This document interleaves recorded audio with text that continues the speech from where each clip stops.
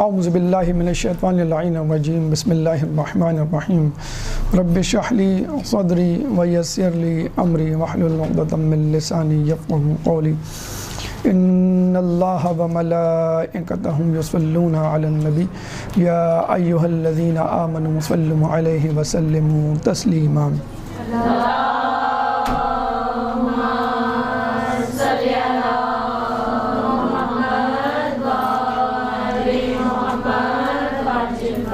یا ایھا الذین آمنوا کتب علیکم الصیام کما کتب علی الذین من قبلکم لعلکم تتقون۔ اے ایمان والوں، تم پر روزے فرض کیے گئے جیسے کہ تم سے پہلے کے لوگوں پر، تاکہ تم متقی بن جاؤ۔ کسی شخص نے صادق آل محمد امام جعفر صادق علیہ السلام سے اللہم صلی علی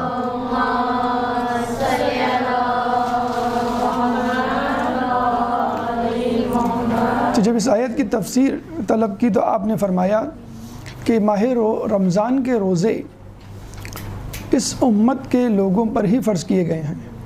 جب اس نے پوچھا کہ اس آیت میں لکھا ہے کما کتبہ، کہ جیسے کہ لکھ دیے گئے پہلے کے لوگوں پر، تو امام نے کہا کہ پہلے امتوں کے رسولوں پر، انبیاء پر روزے فرض تھے، امتوں پر روزے فرض نہیں تھے۔ یہ امت محمدی کی خصوصیت اور فضیلت ہے کہ یہ واحد امت ہے کہ جس پر روزے فرض کیے گئے۔ تو ہمیں یہ فضیلت، یہ مقام، یہ مرتبہ حاصل ہے کہ ہمیں وہ کام سونپا گیا ہے، وہ عبادت بخشی گئی ہے، وہ عبادت ہدیہ کی گئی ہے کہ جو انبیاء کو کی گئی تھی۔ اور اس بات کا اندازہ اس روایت سے بھی ہو سکتا ہے کہ موسیٰ علیہ السلام جب اللہ تعالیٰ سے مناجات میں مشغول تھے تو انہوں نے اپنے دل میں خیال کیا کہ مجھ جیسا محترم اور معزز اللہ کے نزدیک کون ہوگا۔ چنانچہ آپ نے اللہ سے جب سوال کیا تو اللہ نے جواب دیا کہ آخری ایام میں ایک امت ہوگی کہ جو ماہ رمضان میں روزے رکھے گی۔ جب وہ روزہ افطار کرے گی اور اپنے گرم گرم اپنے سوکھے ہوئے اونٹ سے پانی کو مس کرے گی تو اس وقت وہ میرے لیے معزز ترین ہوں گے اور میں ان سے بہت قریب ہوں گا۔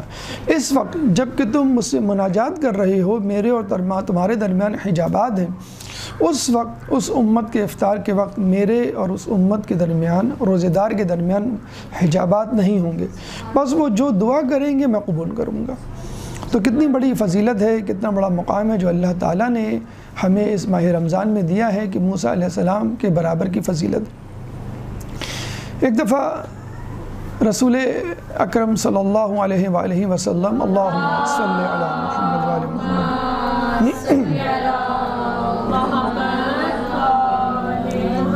سلیمان فارسی کو ماہ رمضان کی فضیلت کے حوالے سے بتلا رہے تھے، اور جب فضیلت کا اختتام ہوا تو سلیمان فارسی نے کہا کہ کتنا بڑا اجر ہے جو اللہ نے ہمیں دیا ہے۔ تو رسول اللہ نے کہا کہ کتنی شدید شرائط ہیں۔ تو جہاں انسان کسی بلند مقام اور مرتبے پر ہوتا ہے وہاں اتنا ہی اس کے گرنے کا اور غلطی کرنے کا امکان بھی ہوتا ہے۔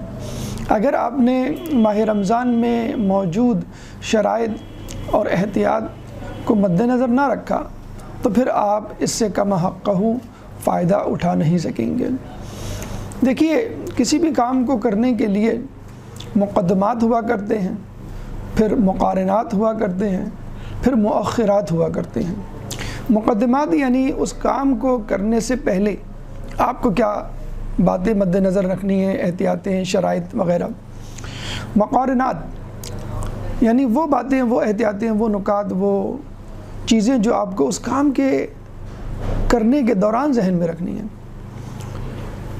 اس کے بعد مؤخرات یعنی اس کام کو کرنے کے بعد کیا حکمت اپنانی ہے کہ وہ جو کام کیا ہے اس کا ثواب زائل نہ ہو جائے۔ مثلا ہم مثال دیتے ہیں کہ جب آپ نماز پڑھتے ہیں تو نماز کے مقدمات میں طہارت شرط ہے، وضو شرط ہے، نیت شرط ہے، قبلہ روح ہونا شرط ہے۔ مقارنات یعنی حرکات و سکنات اور اذکار نماز، رکوع، سجود اور فاتحہ اور دیگر اذکار جو کہ ضروری ہیں، شرائط میں شامل ہیں۔ اور پھر مؤخرات، نماز کا مؤخر تو یہ ہے کہ جب آپ نماز پڑھ لیں تو جس مقصد کے لیے نماز پڑھی ہے ان کاموں سے بچیں۔ ان الصلاۃ تنہی عن الفحشاء والمنکر، بے شک نماز فحاشی اور برے کاموں سے روکتی ہے۔ اگر آپ برے کاموں سے نہ روکیں تو اس کا مطلب یہ ہوا کہ آپ نے نماز پڑھی ہی نہیں، اور اگر آپ نے نماز پڑھی تو یقیناً آپ برے کاموں سے رکیں گے۔ اب اسی طرح ماہ رمضان کے بھی مقدمات ہیں، مقارنات ہیں اور مؤخرات ہیں۔ مقدمات یہ ہیں کہ آپ ماہ رمضان کا استقبال کریں، جیسے کہ روایت میں آیا ہے، اور لفظ استقبال قبول سے نکلا ہے۔ قبول یعنی کسی چیز کو اپنا لینا۔ مثلا آپ کو کوئی ہوم ورک دیا جائے، کوئی کام سپرد کیا جائے، آپ اس کو کر لیتے ہیں۔ اب اس کی دو صورتیں ہیں، یا تو آپ نہیں چاہیں گے طعن و کرہن اس کام کو قبول کریں گے، مجبوری ہے کہ میں ملازم ہوں، میرا باس مجھے یہ کام دے رہا ہے، مجبوری ہے میں بیٹا یا بیٹی ہوں، میرے والدین اس کا حکم دے رہے ہیں، جی تو نہیں جا رہا لیکن چونکہ کہا گیا ہے اس لیے میں کر رہا ہوں، ورنہ اگر میری مرضی پوچھیں تو میں یہ کام نہیں کرنا چاہتا۔ اور ایک کام وہ ہوتا ہے کہ جس میں آپ کی رضا خوشنودی شامل ہوتی ہے، آپ کی پسند کا کیریئر، آپ کی پسند کی شادی یا آپ کی پسند کا کام۔ ملازمت میں پروموشن مثلاً ہو جائے، آپ اس کو خوشی خوشی قبول کرتے ہیں۔ تو جس کام کو انسان خوشی خوشی قبول کرے اس قبولیت کو استقبال کہتے ہیں۔ یعنی ماہ رمضان آ گیا، آپ اٹھے، اوہ آج روزہ ہے، روزہ رکھنا پڑے گا، چلو ٹھیک ہے رکھ لیتے ہیں۔ اور ایک خوشی خوشی کھلے ہوئے چہرے کے ساتھ آپ کہیں ارے چاند نظر آ گیا، کل مبارک ہو، کل روزہ ہے، اور پھر آپ کل کی تیاری شروع کر دیں۔ کوئی آنے والا ہے اور آپ اپنے کاموں میں مشغول ہیں، گھنٹی بجتی ہے، آپ کام ختم کرتے ہیں اور دیکھتے ہیں دروازے پہ کون ہے۔ اور ایک کوئی آنے والا ہے اور بار بار آپ گھڑی دیکھ رہے ہیں، بار بار آپ جو ہے وہ کمرے کو صاف ستھرا کر رہے ہیں، دیکھ رہے ہیں، اپنے لباس پہ توجہ کر رہے ہیں، اور اپنے بچوں کو، گھر والوں کو جو ہے وہ ہدایات دے رہے ہیں کہ بھئی ایسے بات کرنا، ایسے رہنا، یہ چیزیں کھلانا، یہ چیز لے کر آنا۔ تو ماہ رمضان کے لیے اگر آپ تڑپ رہے ہیں، خوش ہو رہے ہیں، شادیانے بج رہے ہیں، دل میں جو ہے ایک خوشی کی کیفیت ہے، بار بار لوگوں سے اس کا تذکرہ کر رہے ہیں، پلان کر رہے ہیں، تو اس کا مطلب ہے آپ ماہ رمضان کو قبول نہیں کر رہے، آپ ماہ رمضان کا استقبال کر رہے ہیں۔ بس آج ہمیں اسی ماہ رمضان کے حوالے سے دعائے استقبال ماہ رمضان ہمارے چوتھے امام زین العابدین علیہ السلام کے حوالے سے آپ کے سامنے گزارشات کریں۔ اللہم صلی علی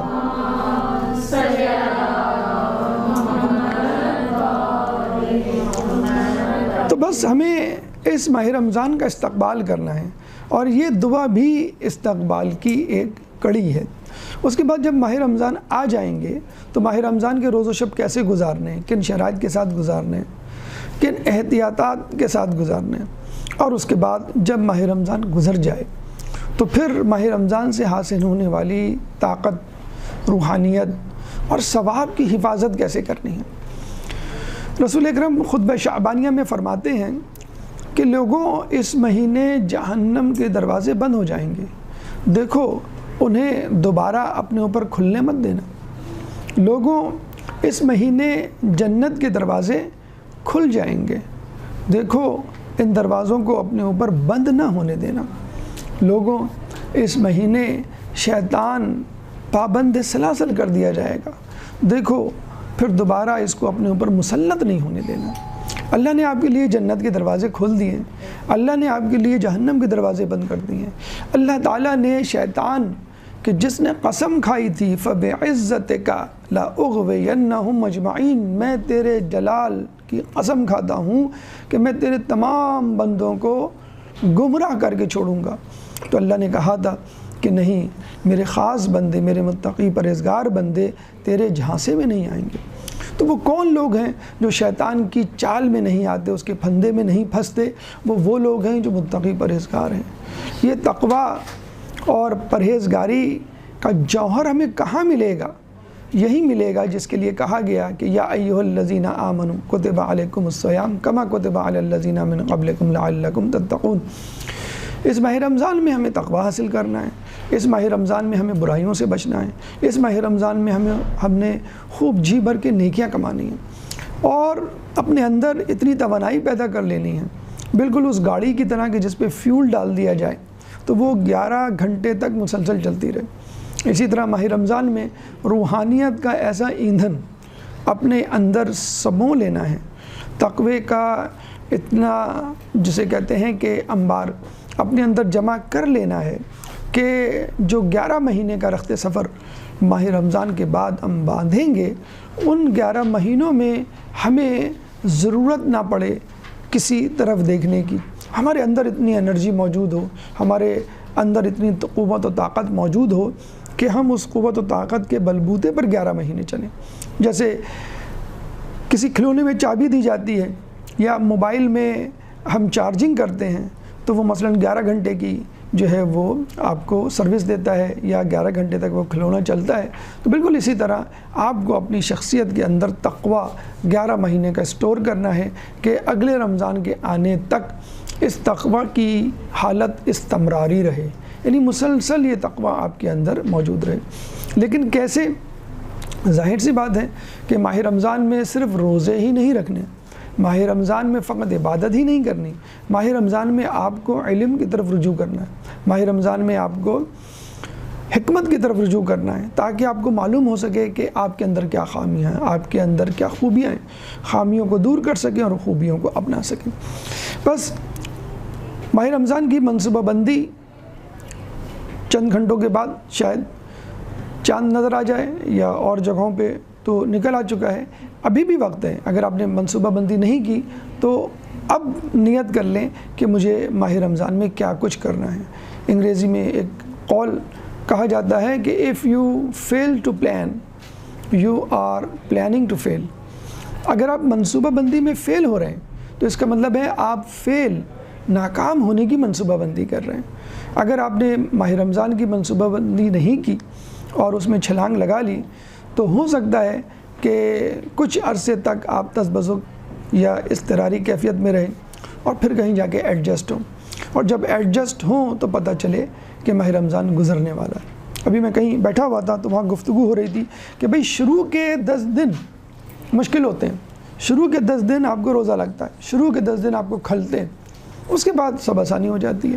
تو کہنے کا مقصد یہ ہے کہ اگر آپ 10 دن پہلے ماہ رمضان کی تیاری شروع کر دیں تو ان 10 دنوں میں جو تکلیف، چڑچڑاہٹ، پریشانی اور مسائل ہوں گے وہ آپ کو پتہ چل جائیں گے کہ مجھے یہ مسائل ہوتے ہیں، اس وقت بھوک لگتی ہے، اس وقت غصہ آتا ہے، اس وقت کام ہوتا ہے، اس وقت نیند آتی ہے۔ تو ان 10 دنوں میں آپ کو اندازہ ہو جائے گا۔ ضروری نہیں کہ آپ روزہ رکھیں تو بہت اچھی بات ہے۔ حدیث میں آیا ہے کہ جو شعبان کے آخری 3 دن روزے رکھے گا اور اس کو ماہ رمضان سے ملا دے گا گویا اس نے 2 مہینے کے روزے رکھے۔ تو رجب ہو، شعبان کا مہینہ ہو، یہ ایک نیٹ پریکٹس ہے، اور امید ہے کہ سننے والوں نے ماہ رجب سے بھی فائدہ اٹھایا ہوگا، شعبان سے بھی فائدہ اٹھایا ہوگا۔ لیکن اگر فائدہ نہیں بھی اٹھایا اور یہ وقت آ گیا ہے کہ آپ جاگ گئے تو کم از کم اس وقت مکمل خوشنودی الہی کے لیے خشوع خضوع کے ساتھ اس کی طرف متوجہ ہو جائیے۔ اے اللہ، اب تک میں غافل تھا لیکن اب میں اٹھ گیا ہوں، اب مجھے توفیق دے کہ میں ماہ رمضان سے صحیح طور پہ استفادہ کروں۔ ماہ رمضان سے استفادہ کرنے کے لیے ہی کیا، آپ کسی بھی کام سے کامیابی کے ساتھ گزرنا چاہتے ہیں تو ضروری ہے کہ آپ اپنے سینئرز کے ساتھ، اپنے بزرگوں کے ساتھ، اپنے اساتذہ کے ساتھ، محترم معزز شخصیات کی سیرت کی روشنی میں اس کام کو انجام دیں۔ اور ماہ رمضان تو مہینہ ہی عبادات کا ہے، مہینہ ہی متقی پرہیزگاروں کا ہے، تو ہمیں ان لوگوں سے رجوع کرنا چاہیے کہ جن کی تمام زندگی چاہے رمضان ہو یا نہ ہو، رمضان جیسی ہی گزری، تو ماہ رمضان میں ان کا کیا حال ہوا ہوگا۔ خود ہمارے چوتھے امام زین العابدین علیہ السلام، اللہم صلی علی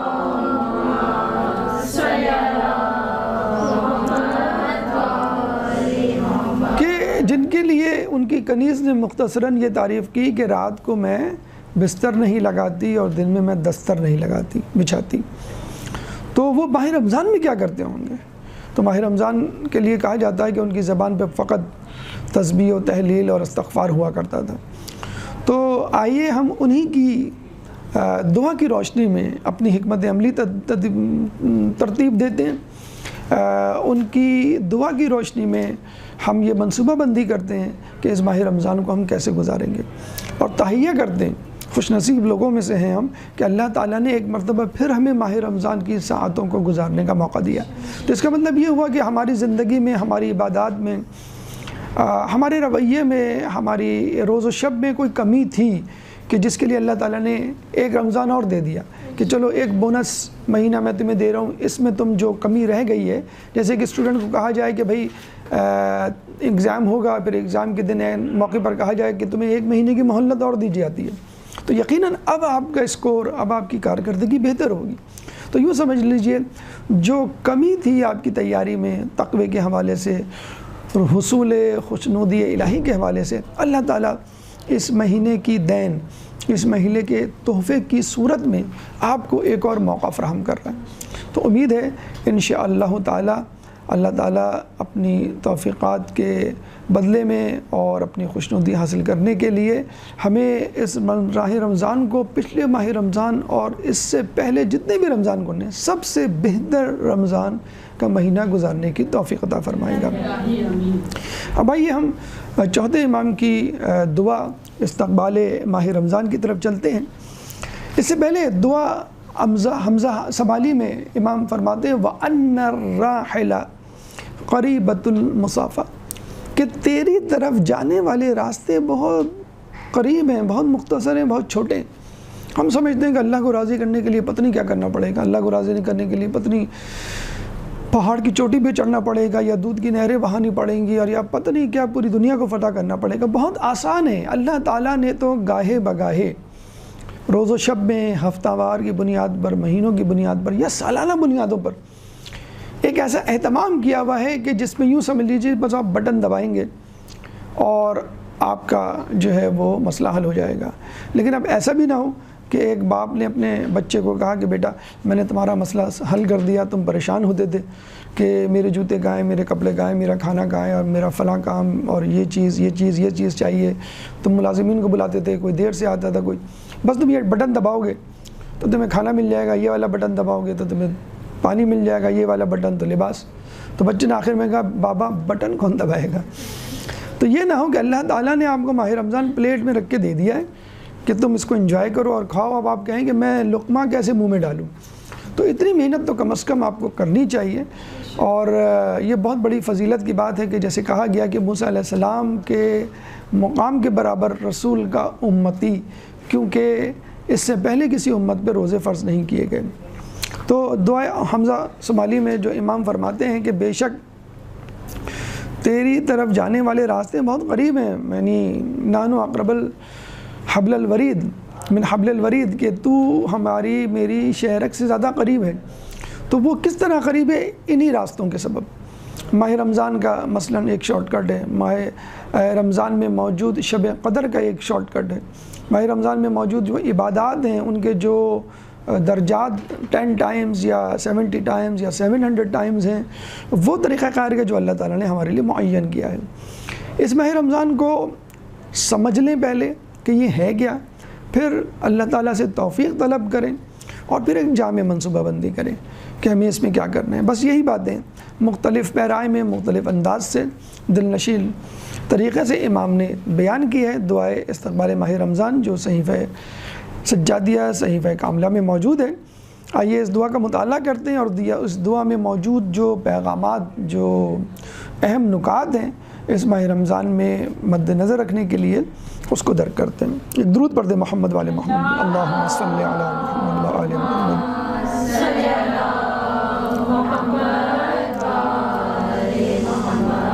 امام فرماتے ہیں الحمدللہ الذی ہدانا لحمدہ وجعلنا من اہلہ لنکون لإحسانہ من الشاکرین۔ تمام تعریفیں اس اللہ کے لیے ہیں کہ جس نے اپنی حمد و سپاس کی طرف ہماری رہنمائی کی اور ہمیں حمد گزاروں میں سے قرار دیا تاکہ ہم اس کے احسانات پر شکر کرنے والوں میں محسوب ہوں، اور ہمیں اس شکر کے بدلے میں نیکوکاروں کا اجر دے۔ اس اللہ کے لیے حمد و ستائش ہے کہ جس نے ہمیں اپنا دین عطا کیا اور اپنی ملت میں سے قرار دے کر امتیاز بخشا، اور اپنے لطف احسان کی راہوں پر چلایا تاکہ ہم اس کے فضل و کرم سے ان راستوں پر چل کر اس کی خوشنودی تک پہنچیں، ایسی ہم جسے وہ قبول فرمائے اور جس کی وجہ سے ہم سے وہ راضی ہو جائے۔ دیکھیں آپ نے سورہ فاتحہ جو قرآن کا سب سے پہلا سورہ ہے اس کا مطالعہ کیا ہوگا کہ قرآن سورہ فاتحہ سے شروع ہوتا ہے اور سورہ فاتحہ خدا کی حمد و ثنا سے شروع ہوتی ہے.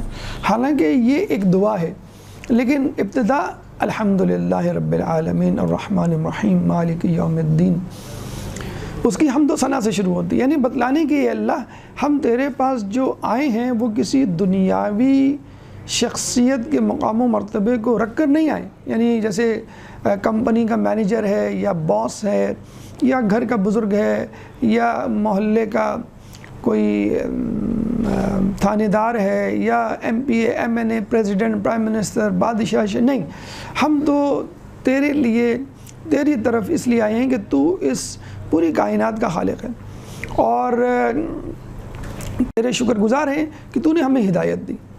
باقی تمام لوگ ہمیں کچھ جزوی نعمتیں تو دے سکتے ہیں لیکن ہدایت تو ہی دے سکتا ہے، اور یہ وہی ہدایت کی دعا ہے جس کا تذکرہ خود سورہ فاتحہ میں موجود ہے، اہدنا الصراط المستقیم. یہ وہ جملہ ہے جو سورہ فاتحہ کا ایسنس ہے، اصل اس کا نچوڑ ہے. اس سے پہلے جو ہے وہ حمد و ثنا ہے اور اس کے بعد اشارہ ہے کہ کن کی صراط غیر المغضوب علیہم ولا الضالین. یہاں پر ہم اللہ کا شکر ادا کر رہے ہیں کہ جو دعا ہم نے سورہ فاتحہ میں مانگی تھی وہ قبول ہو گئی. کیسے قبول ہو گئی؟ صراط مستقیم اللہ تعالیٰ نے ہمیں دے دی.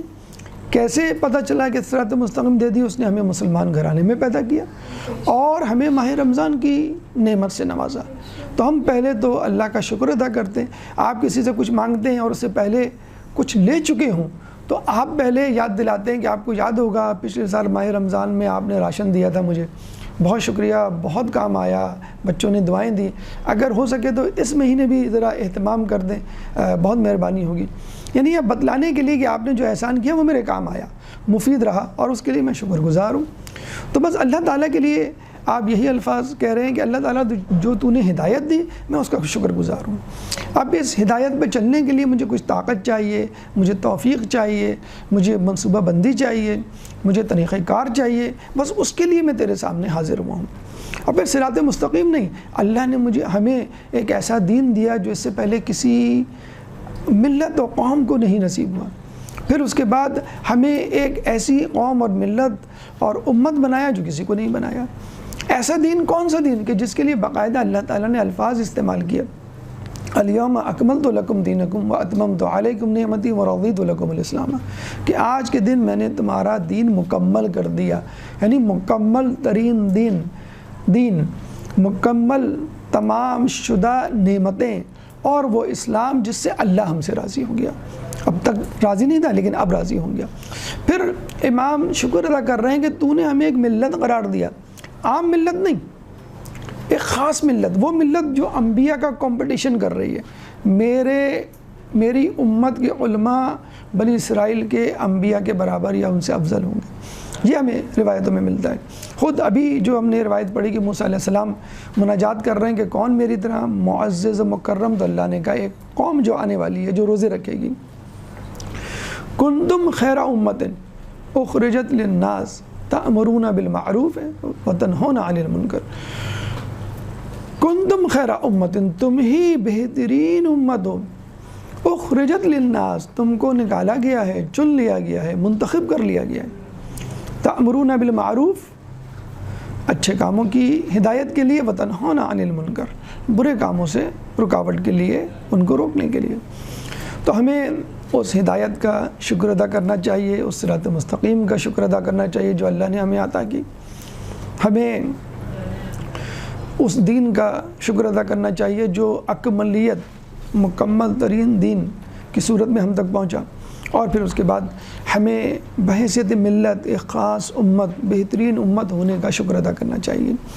اس شکر ادا ہونے کے بعد ہم اللہ کی طرف بڑھتے ہیں اور اللہ سے اس خاص عہدے اور اس مقام کو مینٹین کرنے کے لیے دعا مانگتے ہیں. جیسے ایک بچہ ہے، ایک استاد سے پڑھتا ہے، بڑے اچھے مارکس اس کے آئے ہیں، استاد نے اس کو پہلی کلاس سے لے کے 10th کلاس تک پڑھایا ہے، اب اس کو ایک مقابلے کا ایک بڑا ایگزام دینا ہے، تو اب استاد سے کہتا ہے استاد بہت شکریہ، آپ نے اتنے مراحل سے اتنے امتحانات سے مجھے کامیابی کے ساتھ گزارا، اب ایک بہت امپورٹنٹ ایگزام ہونے والا ہے جس میں میرے کیریئر پر جو اثر پڑے گا اور کیریئر بن جائے گا، اگر پاس ہوا ناکام ہوا تو بگڑ جائے گا، تو بس آپ کو اس پر جو ہے مجھے تیاری کروانی ہے۔ تو ہم اللہ سے کہہ رہے ہیں کہ تو نے ہمیں ہدایت دی، تو نے ہمیں دین دیا، تو نے ہمیں خاص امت بنائی، اب ہم ماہ رمضان کی طرف بڑھ رہے ہیں، اس ماہ رمضان کا حق ادا کرنے کی توفیق ہمیں عطا فرما۔ اب یہاں پر دوسرے مرحلے میں، یہ تو اس دعا کا پہلا مرحلہ جو کہ ہر دعا کا ایک خاص طریقہ خاصہ ہوتا ہے، حمد و ثنا۔ دوسرے مرحلے میں اللہ تعالیٰ جو ہے وہ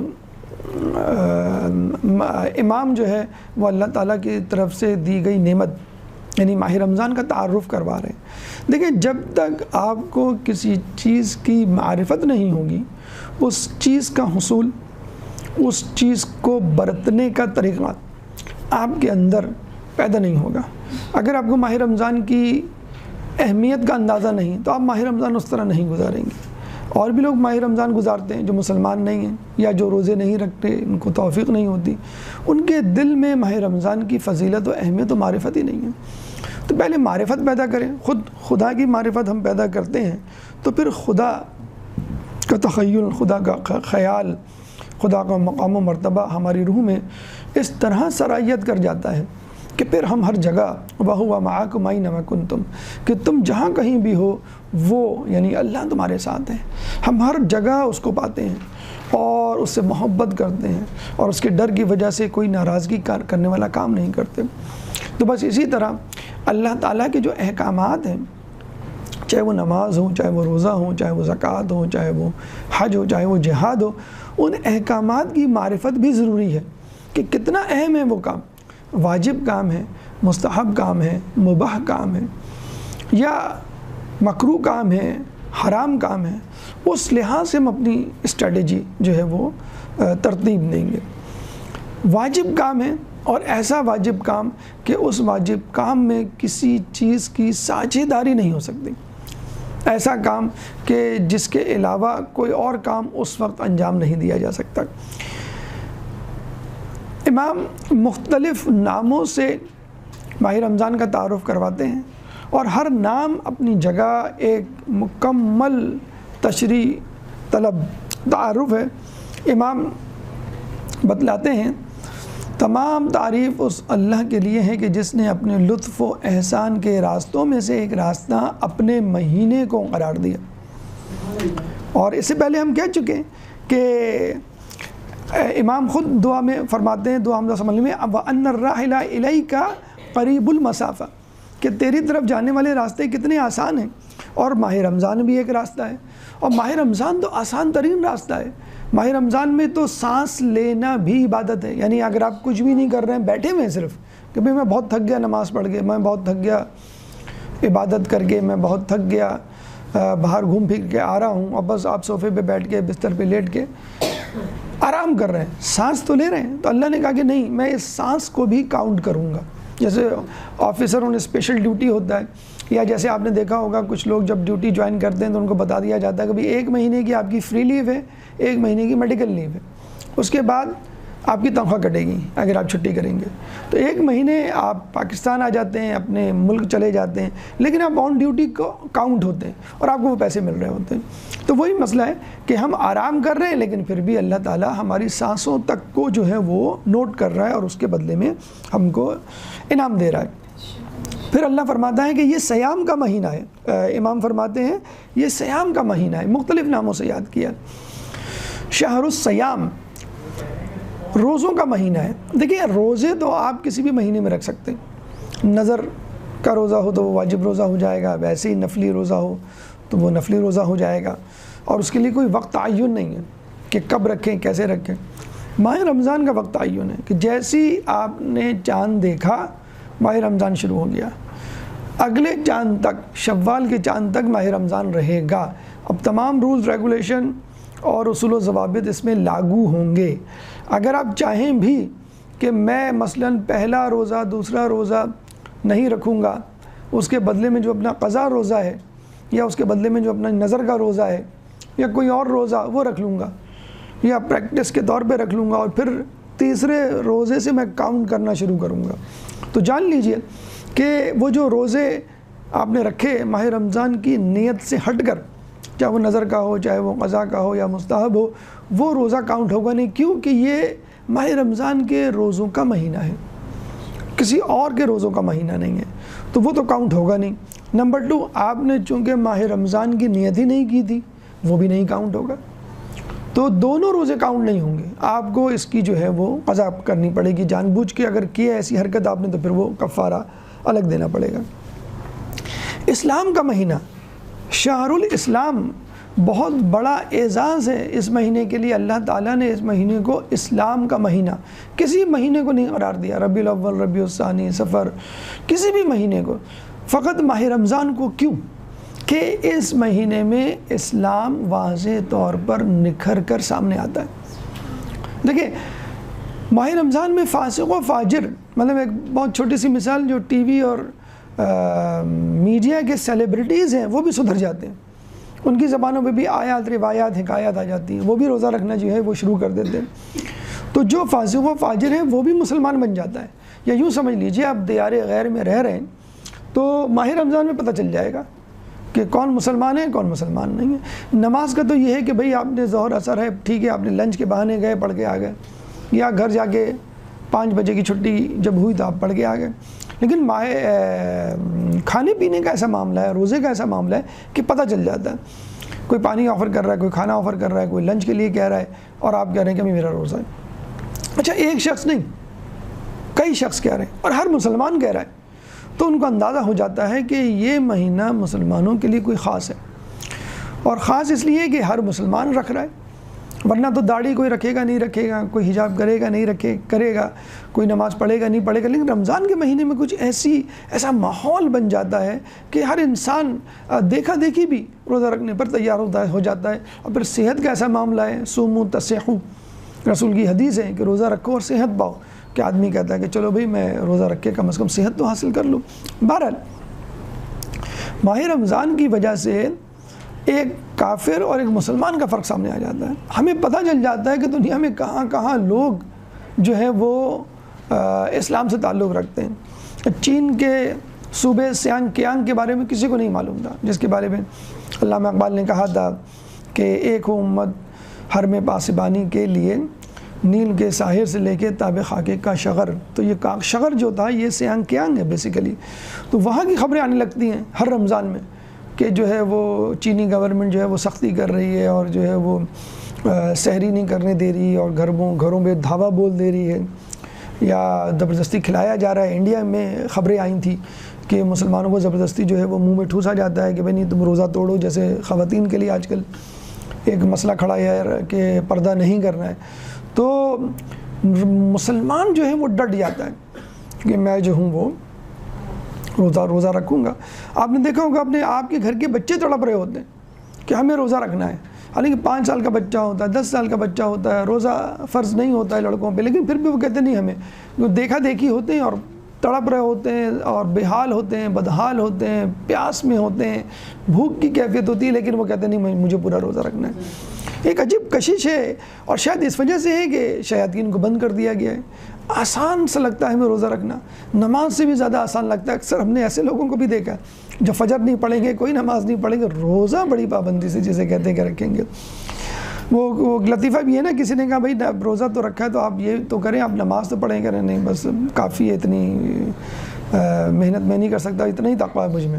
اچھا بھی قرآن پڑھ لیں آپ، نہیں بھی قرآن بھی نہیں پڑھا تو بس روزہ رکھیں۔ افطار کے وقت افطار کر لیں، ہاں اتنا بھی کافر نہیں ہوں۔ تو کچھ تو بہرحال اپنے فائدے کی چیز رکھتا ہے، لیکن بہرحال یہ ہم نے دیکھا ہے روز و شب بدل جاتے ہیں۔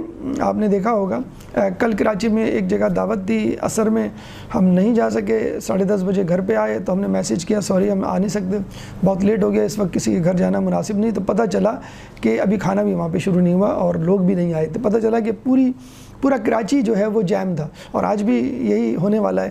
تو کیوں لوگ شاپنگ کر رہے ہیں، لوگ دہی بڑے، لوگ چنے، لوگ دالیں، لوگ بیسن اور تیل اور پتہ نہیں کیا کیا خرید رہے ہیں، کیوں؟ کھانے کا مہینہ جو آ گیا۔ حالانکہ یہ کھانے کا مہینہ نہیں ہے، تو بھوک پیاس کا مہینہ ہے. آپ کو پلاننگ کرنی ہے بھوک کی. میں بھوکا کیسے رہوں گا، اگر بھوک لگی تو کیا طریقہ کار ہے، کس طرح اس سے میں بچوں گا. آپ پلاننگ کر رہے ہیں افطار کی، آپ پلاننگ کر رہے ہیں سحری کی، دونوں میں سے کوئی فرض نہیں ہے. مستحب ہوں گے، دونوں میں سے کوئی فرض نہیں ہے. فرض ہے بھوکا پیاسا رہنا. پلاننگ فرض کی ہونی چاہیے کہ مجھے بھوکا پیاسا جو میں رہوں گا تو رمضان کے روزے کو تقوی کے حوالے سے کیسے گزاروں گا، نیکیاں کیسے کروں گا، گناہوں سے کیسے بچوں گا، نماز کب پڑھوں گا، تلاوت کب کروں گا. ہم یہ دیکھتے ہیں کہ وہ 2 گھنٹے پہلے 4 گھنٹے پہلے جو ہے وہ کڑھائی چڑھ جاتی ہے اور جو ہے مختلف قسم کے یہ نہیں بنا. اور پھر بھی مرد حضرات تو ماشاءاللہ مطمئن نہیں ہوتے، لڑکے اولادیں کہ یہ نہیں پکایا اور یہ نہیں بنایا، پچھلے رمضان میں تو یہ تھا. تو وہ صاحب خانہ اور جو جتنے بھی افراد ہیں ان کا پورا فوکس افطار پہ ہوتا ہے کہ یہ کھانا ہے، آج یہ کھانا ہے، کل آپ نے یہ بڑا اچھا بنایا تھا، آج یہ ذرا زیادہ بنا دیے گا. اور سحری میں جو ہے یہ ہونا چاہیے، اس سے جو ہے وہ دن بھر بھوک نہیں لگتی. اللہ تعالیٰ بھوک ہی تو لگوانا چاہتا ہے آپ کو. آپ پورے ٹوٹکے کر رہے ہوتے ہیں، 11 گلاس آپ سحری میں پی رہے ہوتے ہیں، پھر افطار میں جو ہے بس آپ بیٹھے ہوئے ہوتے ہیں کہ اتنا میں کھا لوں کہ 2 دن تک بھی روزہ رکھنا پڑے تو میں چل جاؤں. فوکس ٹھیک ہے، بعض اوقات ہوتی انسان کی طبیعت کہ انسان چاہتا ہے کہ تھوڑا بہت چلو چھولے ہو جائیں، پکوڑے ہو جائیں، یا کوئی ایسی چیز جو منہ کا ذائقہ آپ کو کوئی مذائقہ نہیں ہے آپ کھائیں. لیکن بنیادی منصوبہ بندی، کچھ لوگ تو بہت زیادہ وہ ہو جاتے ہیں، کہتے نہیں بس ہم کھانا کھائیں گے اور کچھ بھی نہیں کھائیں گے. تو یہ بھی ایک طرح کی بے اعتدالی ہو جاتی ہے. ٹھیک ہے اگر آپ کا جی چاہ رہا ہے، بچوں کا جی چاہ رہا ہے، ان کو تھوڑا سا انکریج کرنے کے لیے مائیں کچھ کہتی ہیں کہ بھئی چلو تم روزہ رکھو گے تو آج میں تمہیں جو ہے مثلا برگر بنا کے دوں گی، فرینچ فرائز بنا کے دوں گی. بہرحال تو ماہ رمضان کی جو پلاننگ ہے وہ یہ اصل پلاننگ یہ ہے کہ آپ بھوک پیاس کی پلاننگ کریں. بہرحال تو یہ روزوں کا مہینہ ہے. اس کے علاوہ اگر آپ چاہیں مثلا میں سردیوں میں رکھ لوں روزے اور وہ رمضان کے روزے کاؤنٹ ہو جائیں، ایسا نہیں ہوگا. یا رمضان جو ہے گرمیوں میں پڑے، آپ نے کہا کہ بھئی چلو میں سردیوں میں رکھ لوں گا. ہاں یہ ہو سکتا ہے کہ آپ مثلا پاکستان میں رہ رہے ہیں تو آپ انگلینڈ چلے گئے کہ بھئی وہاں کا موسم اس وقت اچھا ہوگا، وہاں روزے رکھ لوں. یا کینیڈا والے جو ہے وہ گرمیوں میں جو ہے وہ یہاں پر، سردیوں میں جو ہے وہ یہاں پر آ گئے کہ یہاں پہ. ویسے ہوتا یہی ہے کہ گرمی کے ممالک، گرم ممالک جو ہیں وہ سرد ممالک کی طرف تھوڑا بہت کرنے میں، کوئی ایڈجسٹمنٹ کرنے میں کچھ نہیں ہے. لیکن یہ کہ روح اور فوکس اور توجہ ماہ رمضان کے روزے گزارنے میں، بھوک پیاس کو برداشت کرنے میں اور تقویٰ کے حصول میں ہونی چاہیے. تو ماہ رمضان میں روزہ رکھنا ہے، ماہ رمضان کی نیت سے رکھنا ہے. کوئی اور روزہ قابل قبول نہیں ہوگا. وہ روزہ بھی قبول نہیں ہوگا جو رمضان کا روزہ ہے، وہ بھی عموماً ہوتا ہے کوئی ایک چیز قبول ہو جاتی ہے، دونوں چیزیں جو ہے وہ قبول نہیں ہوں گی. پھر امام فرماتے ہیں پاکیزگی کا مہینہ، کم از کم میڈیکل پوائنٹ آف ویو سے معدہ تو صاف ہو جاتا ہے، آپ کا جسم صاف ہو جاتا ہے. آپ نے دیکھا ہوگا ہاسپٹلز وغیرہ میں لکھا ہوا ہوتا ہے کہ بھی اے سی جو ہے کم از کم 1 گھنٹہ بند رکھیں کمرے کا، تاکہ اس دوران جو ہے وہ اے سی کو آرام مل سکے. اسی طرح ہم دیکھتے ہیں کہ گاڑی کی ہم سروس کرواتے ہیں 6 مہینے بعد یا سال بھر بعد، تاکہ وہ سال بھر چل سکے. تو یہ ایک پاکیزگی ہے کہ جو گناہ آپ کرتے ہوئے آئے ہیں ان گناہوں کو کم از کم 1 مہینے کے لیے بریک لگ جائے. کم از کم آپ یہ کہیں چلو بھئی 1 مہینے بعد ہی شروع کریں گے کام، یہ جو ہے وہ گناہ ہم رمضان میں نہیں افورڈ کر سکتے. کم از کم گناہ میں جب بریک آئے گا تو اندر ایک خیال پیدا ہوگا کہ اچھا یہ تو میں غلط کر رہا تھا، اور ماہ رمضان کیا، یہ تو مجھے ماہ رمضان کے علاوہ بھی نہیں کرنا چاہیے. وہ کسی نے دیار غیر میں کہا بھئی ماہ رمضان شروع ہو رہے ہیں، ہمیں روزہ رکھنا ہے. تو وہ انگریز نے اس سے پوچھا تم لوگوں کو کیا ملتا ہے بھوکا پیاسا رہ کے، جو تم لوگ طلوع آفتاب سے غروب آفتاب تک بھوکے پیاسے رہتے ہو؟ تو اس مسلمان نے کہا نہیں، فقط ہم بھوکے پیاسے نہیں رہتے ہیں، ہم جو ہے چوری سے بچتے ہیں، ہم جو ہے تہمت سے بچتے ہیں، ہم غیبت سے بچتے ہیں، ہم جھوٹ سے بچتے ہیں، ہم بے ایمانی سے بچتے ہیں.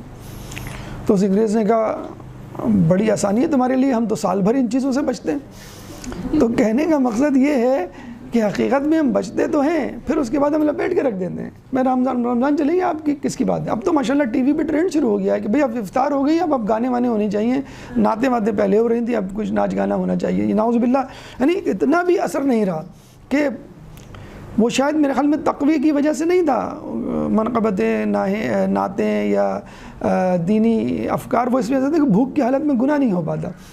تو جب وہ پیٹ میں کچھ گیا تو وہ ہمارے ساتھ بھی ہوتا ہے کہ افطار سے پہلے جو ہے تسبیح اور مصلی، اور افطار کے بعد صوفہ اور ریموٹ. تو یہ فرق جو ہے وہ اپنے آپ کو ذہن میں رکھنا ہے کہ یہ پاکیزگی کا مہینہ ہے. جو گناہ ہماری عادت بن چکے ہیں، کم از کم ایک بریک لگے گا، ایک جھٹکا لگے گا، ایک جھنجھوڑ جسے کہتے ہیں کہ آئے گی، ہماری ضمیر میں ایک خلش پیدا ہوگی کہ یہ کیا کر رہے تھے ہمیں تو رمضان میں پتہ چلا کہ ہم یہ کر رہے تھے. تو یہ پاکیزگی کا مہینہ ہے. پھر امام فرماتے ہیں یہ تصفیہ اور تطہیر کا مہینہ ہے. تصفیہ یا تطہیر جسے کہتے ہیں فلٹریشن کو کہتے ہیں.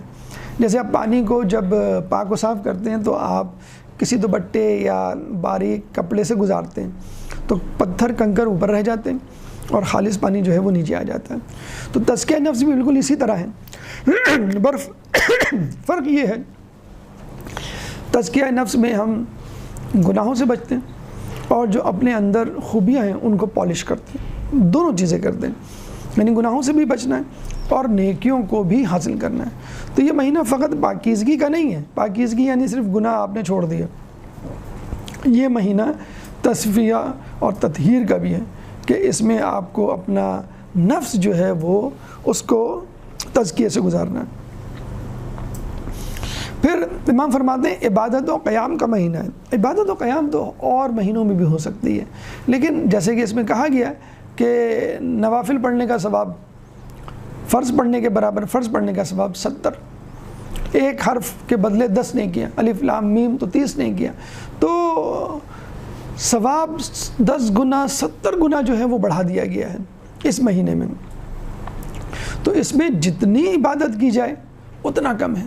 تو کوشش کریں کہ اس میں وہ عبادتیں بھی انجام دیں جو عموماً آپ انجام نہیں دیتے. مثلا میں ایک مثال دوں گا، نوافل. ہم لوگ کیا نوافل پڑھنے کا اتنا رجحان نہیں ہے. ہم نے جو ہے وہ 3 فرض پڑھی اور 4 عشاء کی فرض اور یہ آپ کی نماز ہو گئی. حتیٰ کہ اگر کسی سے پوچھ بھی لیا جائے ظہر اثر میں کتنی نوافل ہوتی ہیں تو وہ سوچ رہا ہوتا ہے کتنی نوافل ہوتی ہیں، عمر بھر ان کو انجام نہیں دیا گیا ہوتا ہے. تو اس مہینے میں کوشش کریں کہ آدمی کی طبیعت مائل ہوتی ہے ایک تو نیکیوں کی طرف، دوسرا یہ کہ گناہوں کے جو مورچے ہیں وہاں سے بمباری کم ہو رہی ہوتی ہے، یعنی دوست احباب اور آس پاس کے لوگ بھی آپ کو گناہوں کی طرف کم بلا رہے ہوتے ہیں. تیسری بات یہ ہے کہ بھوک کی وجہ سے انسان، اللہ تعالیٰ نے ایک کیفیت رکھی ہے کہ جب بھوک کی حالت میں ہوتا ہے تو انسان علم بھی حاصل کرتا ہے اور حکمت بھی حاصل کرتا ہے. تو اگر اللہ نے ہمت دی ہے ماہ رمضان میں تو آپ تھوڑی سی کوشش کر ڈالیے، کم از کم فجر کی 2 رکعت تو پڑھ سکتے ہیں آپ فریش ہوتے ہیں. آپ کہہ سکتے ہیں بھئی عام دنوں میں تو پتہ ہی نہیں چلتا، ہم تو نیند میں ہوتے ہیں. کتنے سجدے کیے بغیر وضو کے پڑھی کہ نہیں پڑھی، وضو کے ساتھ یہ بھی نہیں پتہ ہوتا، یہ بعض اوقات سجدے ہی میں سو جاتے ہیں اور پھر جو ہے وہ ناشتے کے وقت جو ہے وہ آنکھ کھلتی ہے. تو آپ فریش ہوتے ہیں، آدھا گھنٹہ پہلے خاتون خانہ تو 1 گھنٹہ پہلے ماشاءاللہ جاگ چکی ہوتی ہیں. آپ جو ہے وہ نماز شب 11 کی 11 بھی پڑھ سکتے ہیں، کوئی اس میں قباحت نہیں. بالکل افضل وقت، اہم ترین وقت بالکل نماز فجر سے پہلے کا وقت وہ آپ کو مل سکتا ہے. یعنی آپ نے افطار کی، سحری ابھی روزہ رکھنا جو ہے وہ شروع ہو گیا، سحری کے بعد آپ نے جو ٹائم ملتا ہے عموماً جو احتیاط کا وقت ہوتا ہے یا ویسے بھی فارغ تو ہو چکے ہوتے ہیں آپ، اس میں آپ نماز شب پڑھ لیں اور کوشش کریں 11 کی 11 پڑھیں. کوشش کریں جو اس میں قنوت کے تمام لوازمات ہیں، جو 300 مرتبہ الفوا ہے، 70 مرتبہ استغفر اللہ ہے، وہ 40 لوگوں کے لیے جو استغفار کی دعا ہے، 1 مرتبہ کر کے دیکھ لیں، 2 مرتبہ کر کے دیکھ لیں.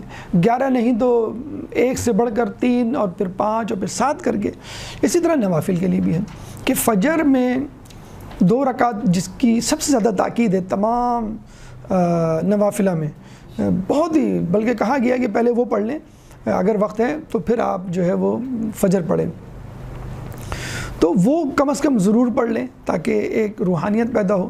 اور یہ بھی ایک طرح کی، جس طرح ماہ رمضان کی پریکٹس ہے، نوافلہ بھی آپ کو پریکٹس کروا دیں کہ پہلے آپ اچھی طرح جاگ جائیں.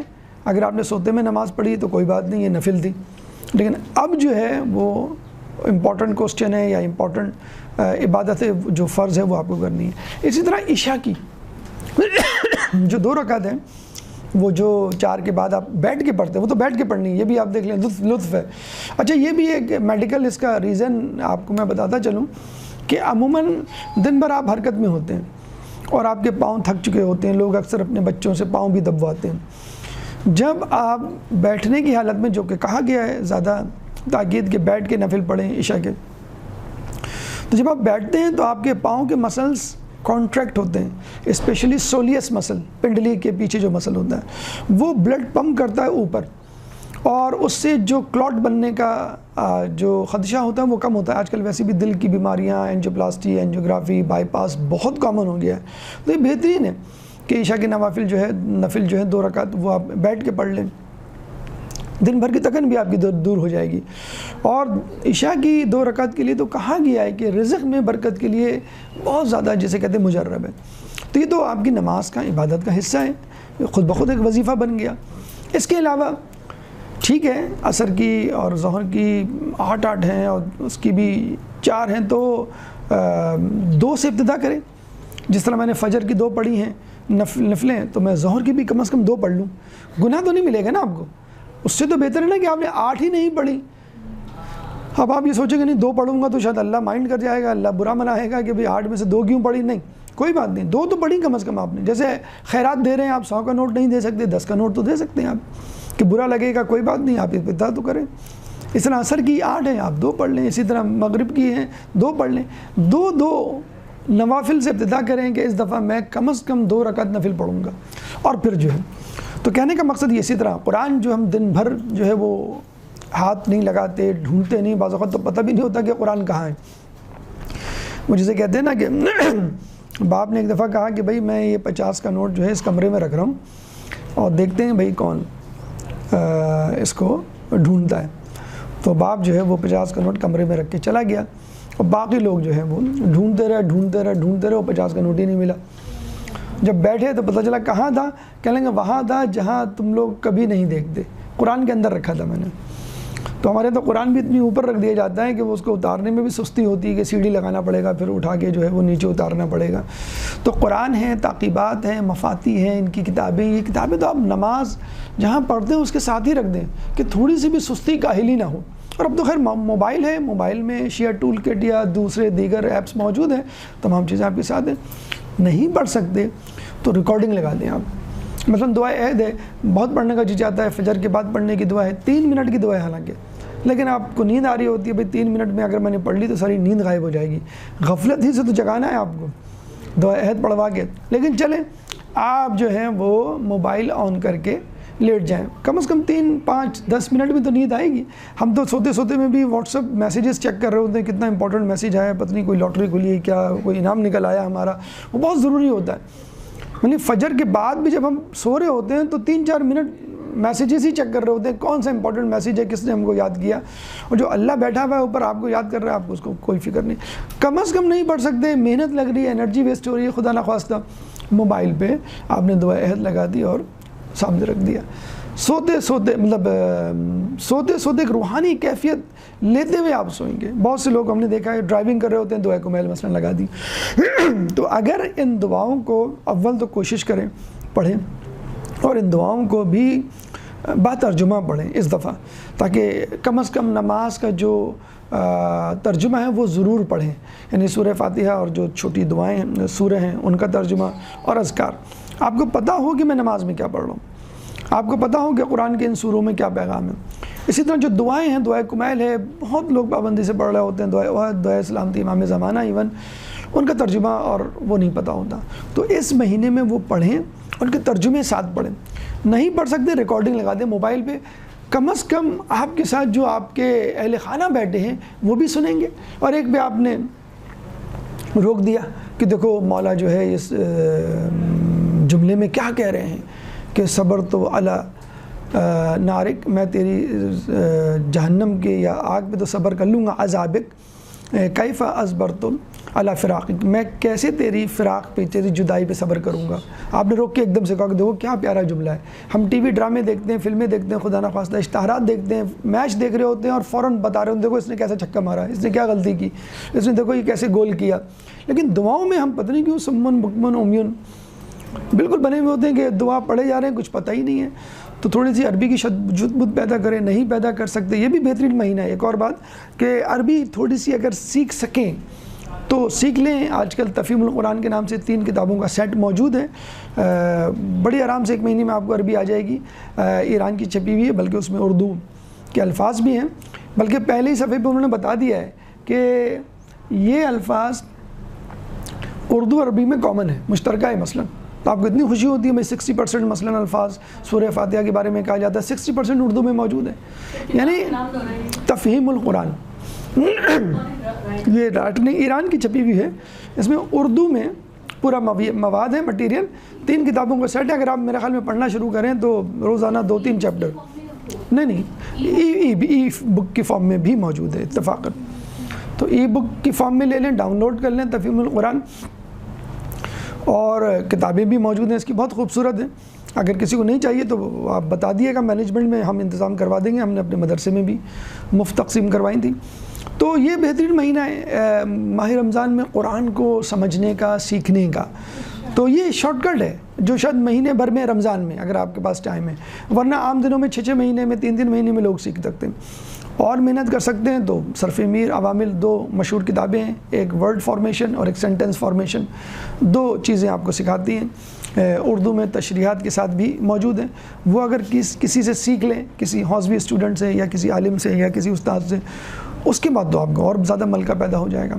لیکن جب عربی تھوڑی بہت کم از کم اتنی آ جائے کہ جو لکھا ہوا ہے وہ سمجھ جائیں آپ، تو جو لطف آئے گا وہ جو ہے اردو ترجمے میں نہیں. لیکن بہرحال کم از کم اردو ترجمہ دعاؤں کا، قرآن کا، اور جو کچھ بھی آپ عربی میں پڑھتے ہیں، زیارات وغیرہ، اس کا اس مہینے ضرور پڑھیں. یعنی عبادت تو قیام کا مہینہ کہنے کا مطلب یہ کہ عبادت اور قیام تو پچھلے مہینے اس سے پہلے مہینوں میں بھی ہو رہی تھی، لیکن اس مہینے میں ذرا سوفیسٹیکیٹڈ وے میں، ذرا سا پروٹوکول کے ساتھ، ایک VIP انداز سے، اس انداز سے کہ نہیں اب تو ہمیں اس کی روح میں اترنا ہے، اپنی روح کو جلا بخشنی ہے اور مکمل طور پہ سمجھنا ہے کہ اللہ ہم سے کہہ رہا ہے. مذاق نہیں کرنا، سطحی طور پہ نہیں پڑھنا، سرسری انداز سے نہیں دیکھنا. بس یہ نہیں کہ ایک فارمیلٹی پوری ہو گئی، پوری قوت کے ساتھ، توانائی کے ساتھ، انرجی کے ساتھ کہ اللہ نے آپ کو پیغام دیا، اس پیغام کو آپ سمجھ رہے ہیں، اس فرض کو آپ ادا کر رہے ہیں. پھر امام فرماتے ہیں کہ وہ مہینہ کے جس میں قرآن نازل ہوا. میرے خیال میں ایک چھوٹا سا بریک لے لیتے ہیں، پھر انشاءاللہ اس دعا کے باقی معنی کی طرف چلیں گے. ایک درود پڑھ دیں محمد والے محمد میں.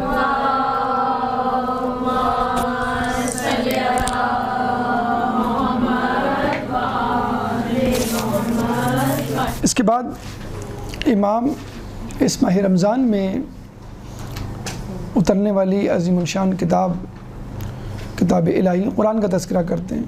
یعنی ماہ رمضان کا مختلف انداز سے تعارف کروانے کے بعد اس کا ایک تعارف یہ بھی ہے کہ شہر رمضان الذی انزل فیہ القرآن، کہ ماہ رمضان وہ مہینہ ہے کہ جس میں قرآن نازل ہوا.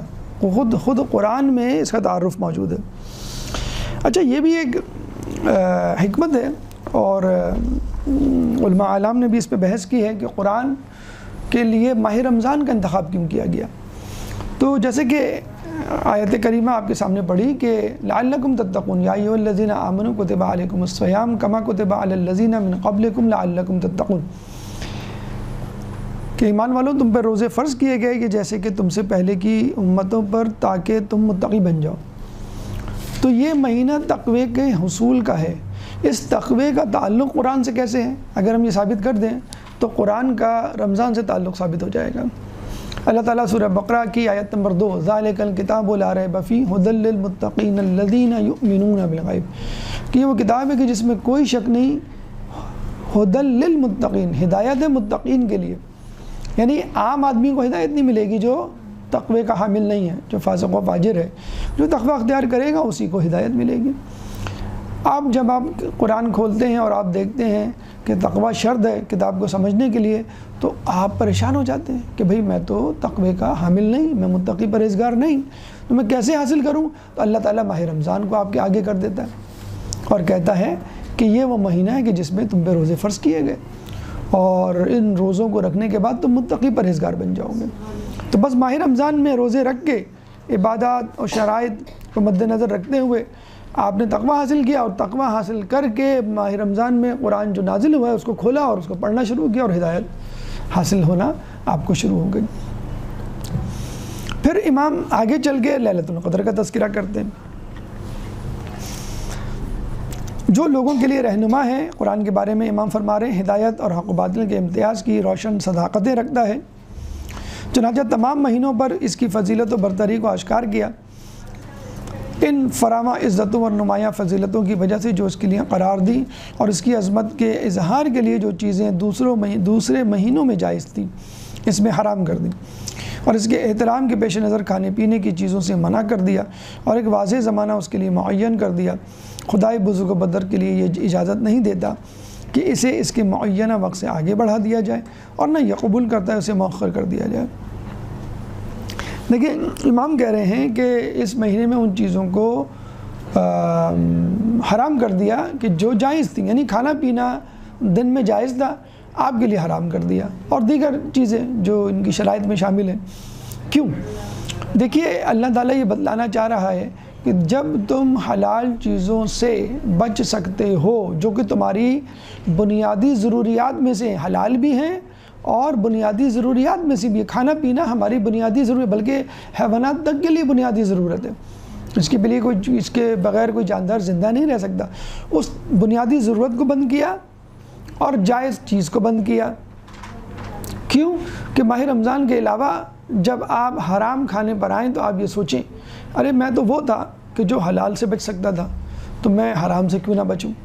کہ بالکل ایسا ہی ہے کہ ایک کھلاڑی کو کھیلوں کے مقابلے سے پہلے پہاڑوں پر لے کے جایا جاتا ہے، اس سے وہاں تمرین کروائی جاتی ہے، مشق کروائی جاتی ہے، دوڑایا جاتا ہے، اور پھر کہا جاتا ہے کہ تم اب جو ہے میدان میں دوڑو۔ تو کہتا ہے میں تو پہاڑوں پہ دوڑتا تھا، یہ تو میدان ہے، وہاں جو ہے میں 5 گھنٹے دوڑتا تھا، میں تو فقط 1 گھنٹے دوڑنا ہے۔ تو ماہ رمضان میں سختی میں آپ حلال چیزوں سے بچ رہے ہیں، تو ماہ رمضان کے بعد نرمی میں، آسانی میں آپ حرام چیزوں سے کیوں نہیں بچ سکتے؟ یہ ہے وہ خصوصیت جو ماہ رمضان کو ممیز کرتی ہے، ممتاز کرتی ہے اور مہینوں سے، کہ ماہ رمضان میں وہ چیزیں حرام کر دی گئی ہیں کہ جو عام دنوں میں حلال تھیں۔ پھر امام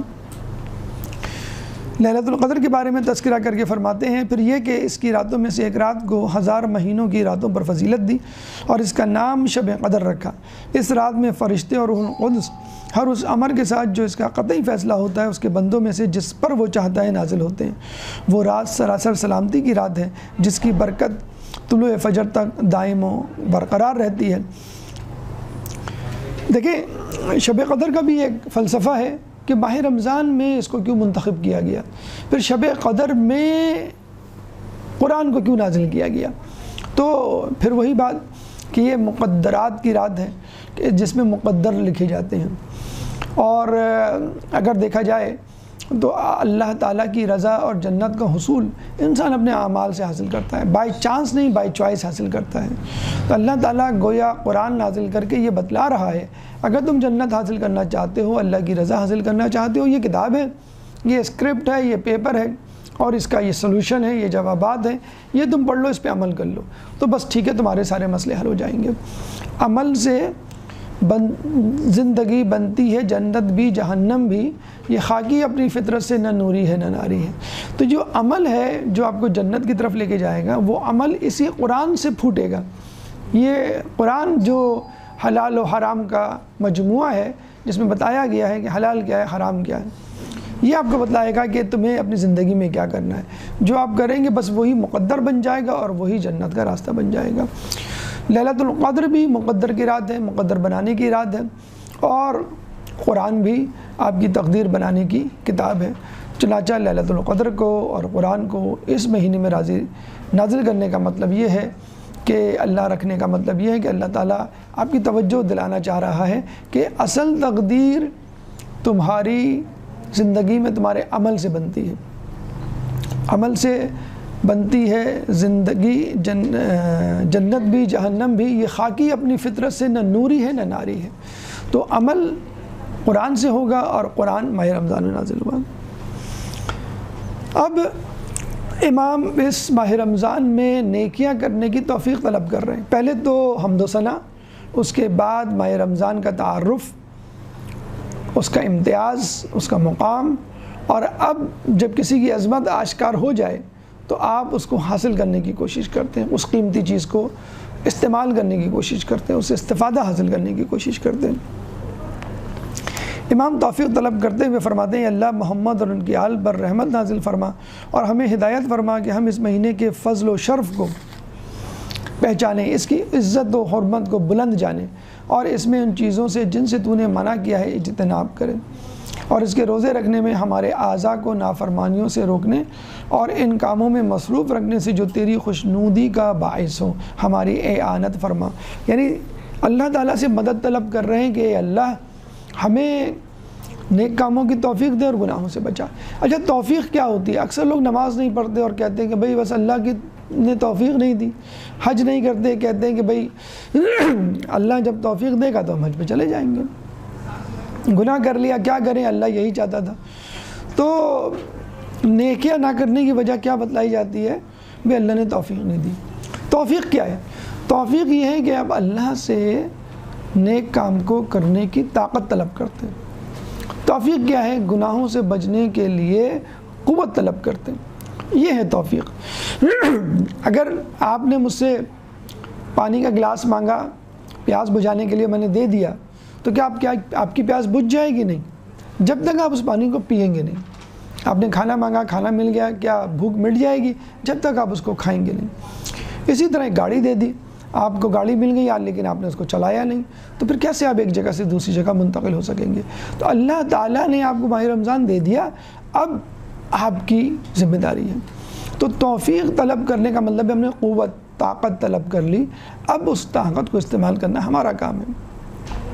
توفیق کے حوالے سے کہا یہ جاتا ہے کہ اور حقیقت ہے کچھ لوگوں کو اللہ نیکیوں کی زیادہ توفیق دیتا ہے، کچھ لوگوں کو کم دیتا ہے، لیکن یہ آپ کے ارادے اور نیت پر ہے۔ کہتے ہیں کہ اگر آپ کوئی کام کر رہے ہیں اور اس میں اللہ کی رضا شامل ہے تو اس کا مطلب ہے کہ اللہ ہی نے آپ کو یہ توفیق دی۔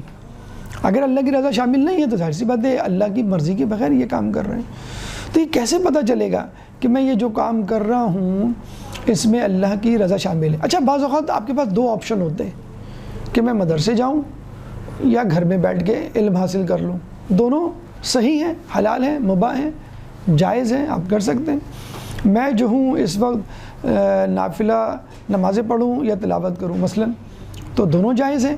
اس میں آدمی زیادہ کنفیوز ہوتا ہے۔ دو جابز ہیں، دو نوکریاں ہیں، دونوں جائز ہیں، دونوں میں حلال کمائی ہے، میں یہ کمائی کروں کہ یہ نوکری کروں؟ کیسے پتہ چلے گا کہ کس میں اللہ کی توفیق اور رضا؟ توفیق کا مطلب ہے اللہ کی رضا بھی چھپی ہوئی ہے اس میں، جب اللہ قوت دے رہا ہے۔ تو علماء اعلام اس کی 3 نشانیاں بتاتے ہیں۔ اگر آپ کوئی کام کریں اور آپ کو تذبذب ہو کہ یہ کام اللہ کی توفیق کے ذریعے سے ملا ہے مجھے یا بس میں چاہ رہا تھا، ایک ہوتا ہے نا آپ خود سے چاہتے ہیں بھئی یہ مجھے کام کرنا ہے، ایک ہوتا ہے کہ آپ اللہ سے توفیق طلب کرتے ہیں اور اللہ کہیں سے انتظام کر دیتا ہے اور کوئی کام پکڑا دیتا ہے آپ کو ٹیچر بنا دیا، آپ کو جو ہے وہ امام بارگاہ کی کوئی ذمہ داری دے دی، مدرسے کا کوئی کام۔ کیسے پتہ چلے گا؟ 3 طریقے۔ پہلی بات تو یہ ہے کہ وہ کام عقل کے مطابق ہوگا، عقلی ہوگا، غیر عقلی نہیں ہوگا کہ عام لوگ اس کو دیکھ کے کہیں میں یہ کام کرنے کیا بیٹھ گئے، یہ تمہیں تو سوٹ نہیں کرتا، تم تو اب یہ کر رہے تھے، یہ کرتے کرتے ایک دم سے تم نے یو ٹرن لے لیا، یہ تمہاری جاہ جلال حشمت اور تمہاری طبیعت اور مزاج کے خلاف ہے کہ لوگ کیا کہیں گے۔ عجیب سا لگتا ہے آپ اس عمر میں اور اس مقام پر ہوتے ہوئے کام کریں۔ عقل کے مطابق نہیں ہوگا وہ کام، اگر اللہ نے توفیق نہیں دی۔ اگر اللہ نے توفیق دی ہے تو وہ کام عقلی ہوگا، جو بھی دیکھے گا کہے گا ہاں ماشاءاللہ بڑا اچھا کام ہے، اور آپ کے لیے تو بہت ہی خوب ہے، آپ کی طبیعت مزاج کے مطابق ہے اور بہت اس کو میں فائدہ ہوگا آپ کو۔ نمبر 1۔ نمبر 2، اس کام کے فتنوں سے محفوظ رہیں گے۔ دیکھیں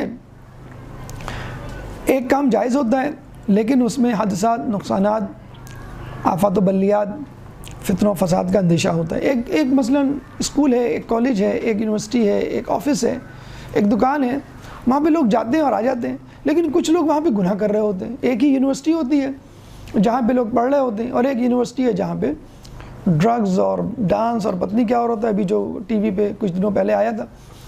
تو اسی یونیورسٹی میں، اسی ڈپارٹمنٹ میں ایک کونا، ایک گروہ غلط کاموں میں مصروف ہوتا ہے اور ایک صحیح کاموں میں۔ اب آپ کو اللہ نے وہاں ایڈمیشن دلوایا مثلاً، اور وہ جائز کام تھا، پڑھائی کی چیز تھی، کام تھا۔ اب آپ نے کہا یہ ہاں تو یہ ہو رہا ہے، یہ ہو رہا ہے، لیکن آپ تو اس میں ملوث نہیں ہیں، آپ تو ان فتنوں کا شکار نہیں ہیں، تو اس کا مطلب ہے اللہ نے آپ کو توفیق دی ہے، ان کو نہیں دی تھی، ان کے لیے صحیح نہیں تھا، آپ کے لیے صحیح ہے۔ اسی طرح ہم گاڑی لے کے گھر سے نکلتے ہیں، کچھ لوگ حادثات کا شکار ہوتے ہیں، کچھ لوگ حادثات کا شکار نہیں ہوتے۔ تو کہنے کا مقصد یہ ہے کہ اگر وہ کام جو آپ کر رہے ہیں وہ عقل کے مطابق ہے اور کام کے دوران اس کام کے فتنوں سے محفوظ ہیں۔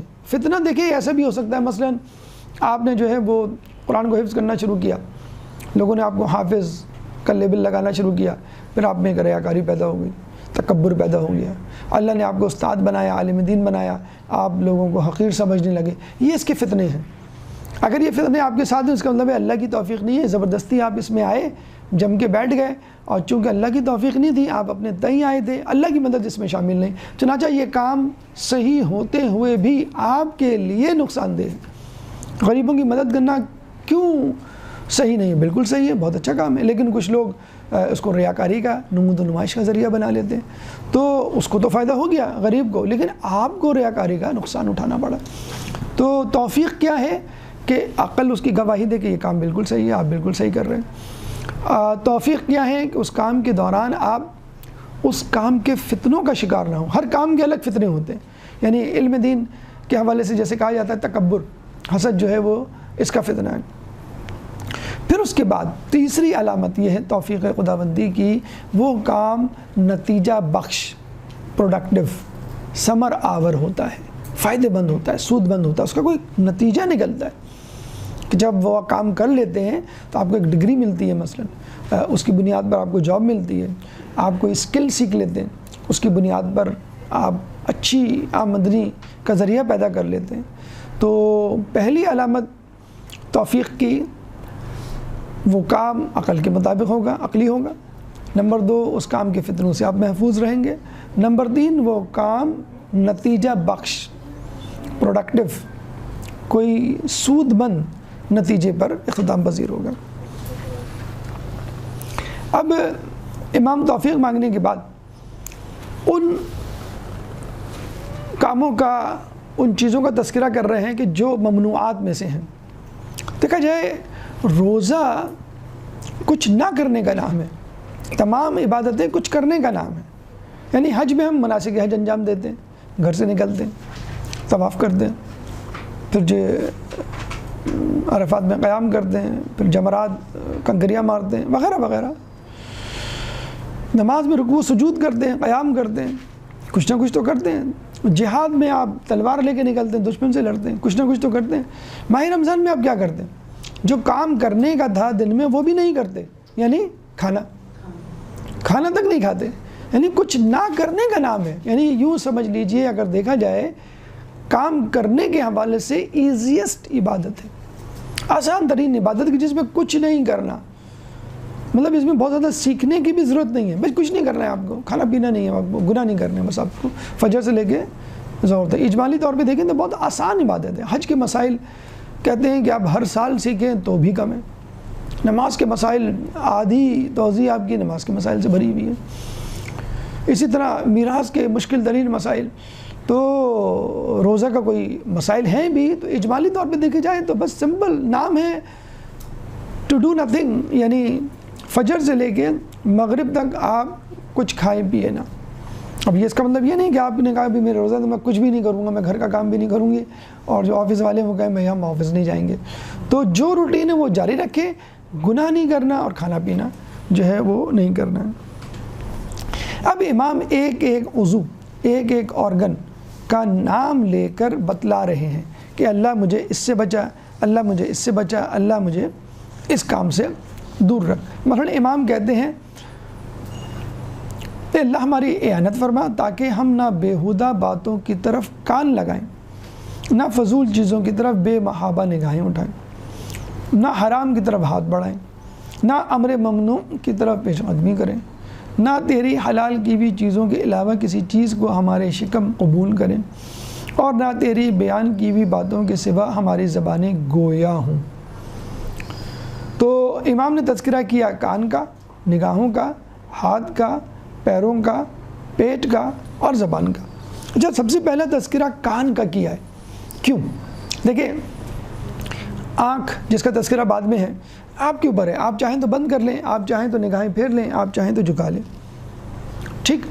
اس کے بعد زبان، آپ چاہیں تو بولیں، چاہیں تو نہ بولیں، نہیں بولیں گے تو اچھا، بالکل کنٹرول میں رہیں گی، آپ کی کوئی بات ہی زبان سے نہیں نکلے گی تو گناہ کا اندیشہ ہی نہیں ہوگا۔ اسی طرح ہاتھ آپ حرکت میں نہ دیں، کسی کو نہیں ماریں، پیر آپ نہ چلیں، گناہ کی منزل کی طرف نہ جائیں۔ کان ایک ایسی چیز ہے، کوئی ڈھکن کوئی کیپ نہیں ہوتا ہے اس میں، آنکھ کی طرح کہ آئی لڈ ہے آپ نے بند کر لی اور پھر کھول لی، یہ تو کھلا ہوا رہتا ہے۔ اب جو بھی آواز ہوگی وہ اس میں جائے گی، اب اے سی کی آواز ہے تو بھی جائے گی، پنکھے کی آواز ہے تو بھی جائے گی، کوئی بول رہا ہے تو بھی جائے گی، موسیقی کی آواز ہے وہ بھی جائیں گی، غیبت کر رہا ہے وہ بھی جائے گی، یعنی آپ مجبور ہیں سننے کے لیے۔ اب یہاں سوال یہ پیدا ہوتا ہے کہ جیسے امام فرماتے ہیں کہ ہمیں جو ہے بیہودہ باتوں کی طرف کان نہ لگانے کی توفیق دے، تو بیہودہ باتوں میں موسیقی بھی آ جاتی ہے، بیہودہ باتوں میں غیبت بھی آ جاتی ہے، ہر وہ چیز جس کا سننا آپ کے لیے حرام ہے۔ اب اس میں جان لیجئے ایک چیز ہوتی ہے سماع اور ایک چیز ہوتی ہے استماع۔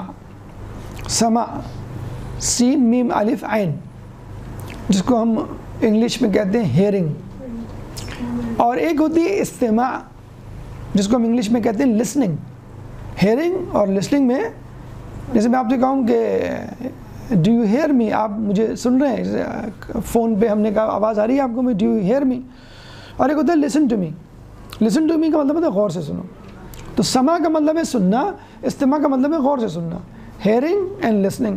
اب مثلا آپ میوزک سن رہے ہیں، اب you have nothing to do with the business, کوئی آپ کا تعلق نہیں ہے بزنس سے، آپ سننے کا مطلب ہے آپ سماع کر رہے ہیں، استماع نہیں، اس کے بول پہ اس کی دھن پہ آپ کی توجہ نہیں ہے، بس آپ سن رہے ہیں۔ کیا کروں میں ایسے ریسٹورنٹ میں ہوں جہاں پہ میوزک بج رہی ہے، مجبوری ہے، میں شاپنگ سینٹر گیا ہوں وہاں پہ میوزک چل رہی ہے، مجبوری ہے آپ کو سننا، لازمی مینڈیٹری۔ آپ موبائل پہ کسی کو کال کریں میوزک آ رہی ہوتی ہے، وہ آپ سن رہے ہوتے ہیں، تو یہ سماع ہے، استماع نہیں ہے۔ استماع کیا ہے؟ غور سے سننا۔ جب آپ نے مثلا موبائل پہ کال کیا، میوزک آنی شروع ہوئی، گانا آنا شروع ہوا، غنا شروع ہوا، اور آپ نے غور سے اس کے بول اور اس کی دھن کو سننا شروع کیا، اس کی لذت کو محسوس کرنا شروع کیا، لذت نہ بھی آئے لیکن غور سے سننا شروع کیا، بس اب یہ گناہ میں تبدیل ہو گیا۔ ایک جگہ غیبت ہو رہی ہے، اول تو آپ وہاں بیٹھے ہی نہیں، اول تو آپ منع کر دیں، اول تو باتوں کا رخ کہیں کر دیں، کہا یہ گیا ہے، لیکن فرض کر لیں آپ مجبور ہیں بیٹھنے پر بھی اور قادر نہیں ہے روکنے پر، تو آپ سماع کریں گے، استماع نہیں کریں گے، آپ غور سے سنیں گے بھی نہیں، سنیں گے نہیں کہ کیا کہا گیا۔ اس کی سادہ سی جسے کہتے ہیں دلیل یا ثبوت یہ ہے کہ آپ کو یاد نہ ہو کہ کیا کہا گیا، گانے کے بول یاد نہ ہو، دھن یاد نہ ہو، غیبت جس کی گئی آپ کو نہیں معلوم ہے کہ کیا کہا گیا، تو یہ ہے سماع۔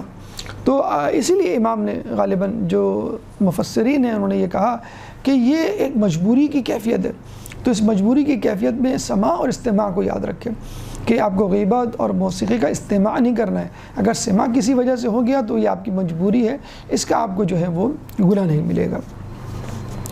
غیبت کے لیے بھی یہ یاد رکھ لیں، اگر آپ نے یہ کہا کہ بھائی میں تو نہیں کر رہا تھا، فلاں شخص کر رہے تھے، میں تو بیٹھا ہوا تھا بس، تو کہتے ہیں کہ جو غیبت سننے والا ہے وہ غیبت کرنے کے برابر شمار ہوگا اگر وہ روکنے کی صلاحیت اور استطاعت اور قدرت رکھتا تھا۔ اور یہ بھی کہا جاتا ہے کہ جو غیبت جس شخص کی جا رہی ہے اس کا وہ دفاع کرے گا تو اللہ تعالیٰ اس کا دفاع کرے گا دین اور دنیا میں، اور جو اس کا دفاع نہیں کرے گا قدرت رکھتے ہوئے بھی تو اللہ تعالیٰ اس کو جو ہے دنیا اور آخرت میں ذلیل کرے گا۔ اس کا طریقہ سمپل سا یہ ہے، بہت آسان سا۔ ایک طریقہ تو یہ ہے کہ آپ فوراً ٹوک دیں کہ بھئی یہ طریقہ نہیں ہے کہنے کا اور یہ غلط بات ہے، یہ گناہ ہے۔ اچھا بعض اوقات تو امر بالمعروف و نہی عن المنکر جو ہے وہ غلط ہو جاتا ہے، گناہ میں شامل ہو جاتا ہے۔ مثلا آپ کسی کو غیبت سے روکیں اور اس کی اہانت ہو جائے تو یہ غیبت سے روکنا امر بالمعروف و نہی عن المنکر ہے، لیکن یہ گناہ میں شمار ہوگا۔ امی غیبت کر رہی ہیں خالہ کی، اور آپ نے بھری محفل میں کہہ دیا امی یہ غیبت کر رہی ہیں، آج ہی سر نے بتایا تھا ہم کو، تو جو ہے وہ غیبت کرنے والا جو ہے اپنا گوشت کاٹ کے کھائے گا، اور یہ اور وہ امی کو آپ سنا رہی ہیں، چاچا خالو پھپھی سب بیٹھے ہوئے، اور داخل کراؤ اپنی بچی کو مدرسے میں، تو وہ پھر یہ جملہ آئے گا جسے کہیں گے۔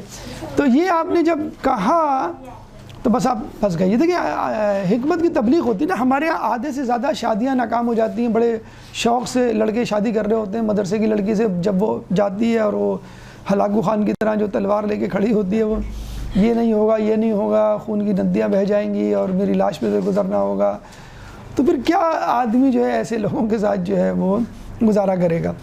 تو اس کا ہر چیز کا ایک طریقہ ہوتا ہے. رسول اللہ نے انہی بتوں میں کے درمیان نماز پڑھی ہے خانہ کعبہ میں, انہی بتوں کے خانہ کعبہ کو سجدہ کیا ہے.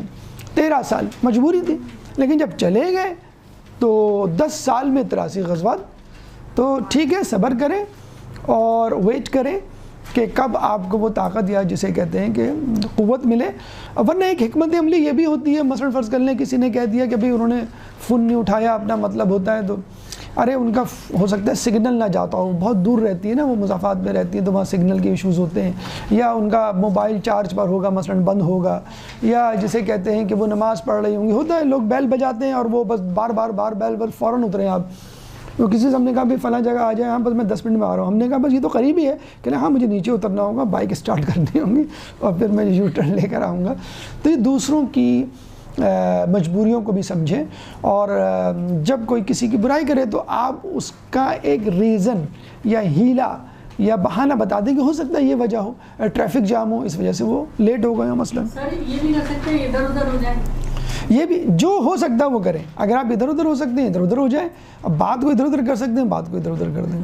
وہ جھگڑے پر ہی ختم ہوتی ہے. بالکل بالکل, بس جس میں فتنہ و فساد جو ہے وہ کم سے کم ہو, بس وہ طریقہ آپ کو اپنانا ہے. پھر امام فرماتے ہیں نہ فضول چیزوں کی طرف بے محابہ نگاہیں اٹھائیں.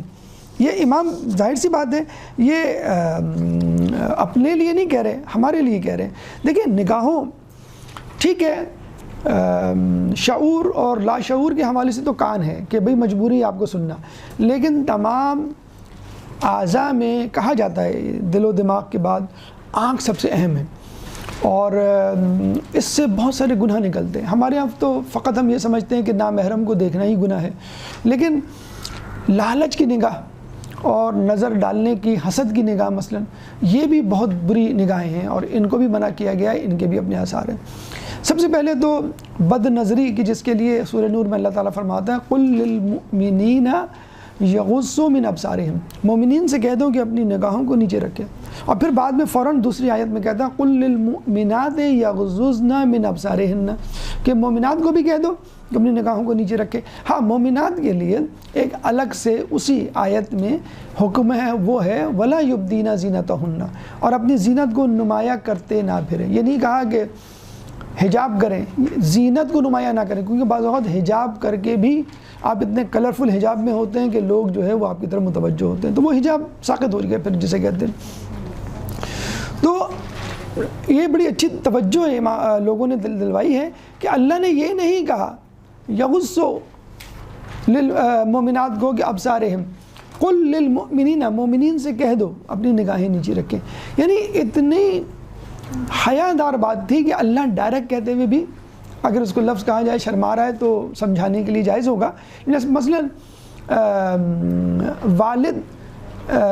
والدہ سے کہتے ہیں لڑکے کے کہ اپنے بیٹے کو کہو کہ فلاں جگہ نہیں کھڑا ہوا کرے, وہاں پہ لوگ جو ہے نا وہ آتے جاتے ہیں, وہ خواتین کا بھی جو ہے وہ گزرگاہ ہے, مناسب نہیں ہے, تو وہ تم اپنے الفاظ میں ذرا سمجھا دو. یا ماں بعض اوقات باپ سے کہتی ہے بھئی آپ اپنے الفاظ میں تھوڑا سا اس کو سمجھا دیں, یہ رات تک بیٹھا رہتا ہے انٹرنیٹ پہ, پتہ نہیں کیا کیا دیکھتا رہتا ہے, آپ تھوڑا سا نا. تو بعض اوقات ایسی حیادار باتیں ہوتی ہیں کہ ہم خود سے نہیں کہتے ہیں ڈائریکٹ کہ یا تو ہمارا پارا چڑھ جائے گا, ہم غصے میں آ جائیں گے, یا بات اتنی حیا والی ہے کہ ہم نہیں کہہ سکتے کھلے الفاظ میں یا اس انداز سے جسے کہنا چاہیے. ہم دوسرے سے کہتے ہیں بھئی ان کو ذرا سمجھا دو اپنے زبان میں کہ کیا کرنا ہے کیا نہیں کرنا. تو اللہ تعالیٰ رسول سے کہہ رہا ہے قل للمؤمنین, کہہ دو مومنین سے, قل للمؤمنات, کہہ دو مومنات سے. تو کتنی حیادار باتیں, کتنی اہم باتیں جس کا اللہ تعالیٰ تذکرہ کر رہا ہے. کہا جاتا ہے کہ پہلی نگاہ سہون ہوتی ہے جو معاف ہے, ٹھیک ہے وہ معاف ہے, سہون تھی.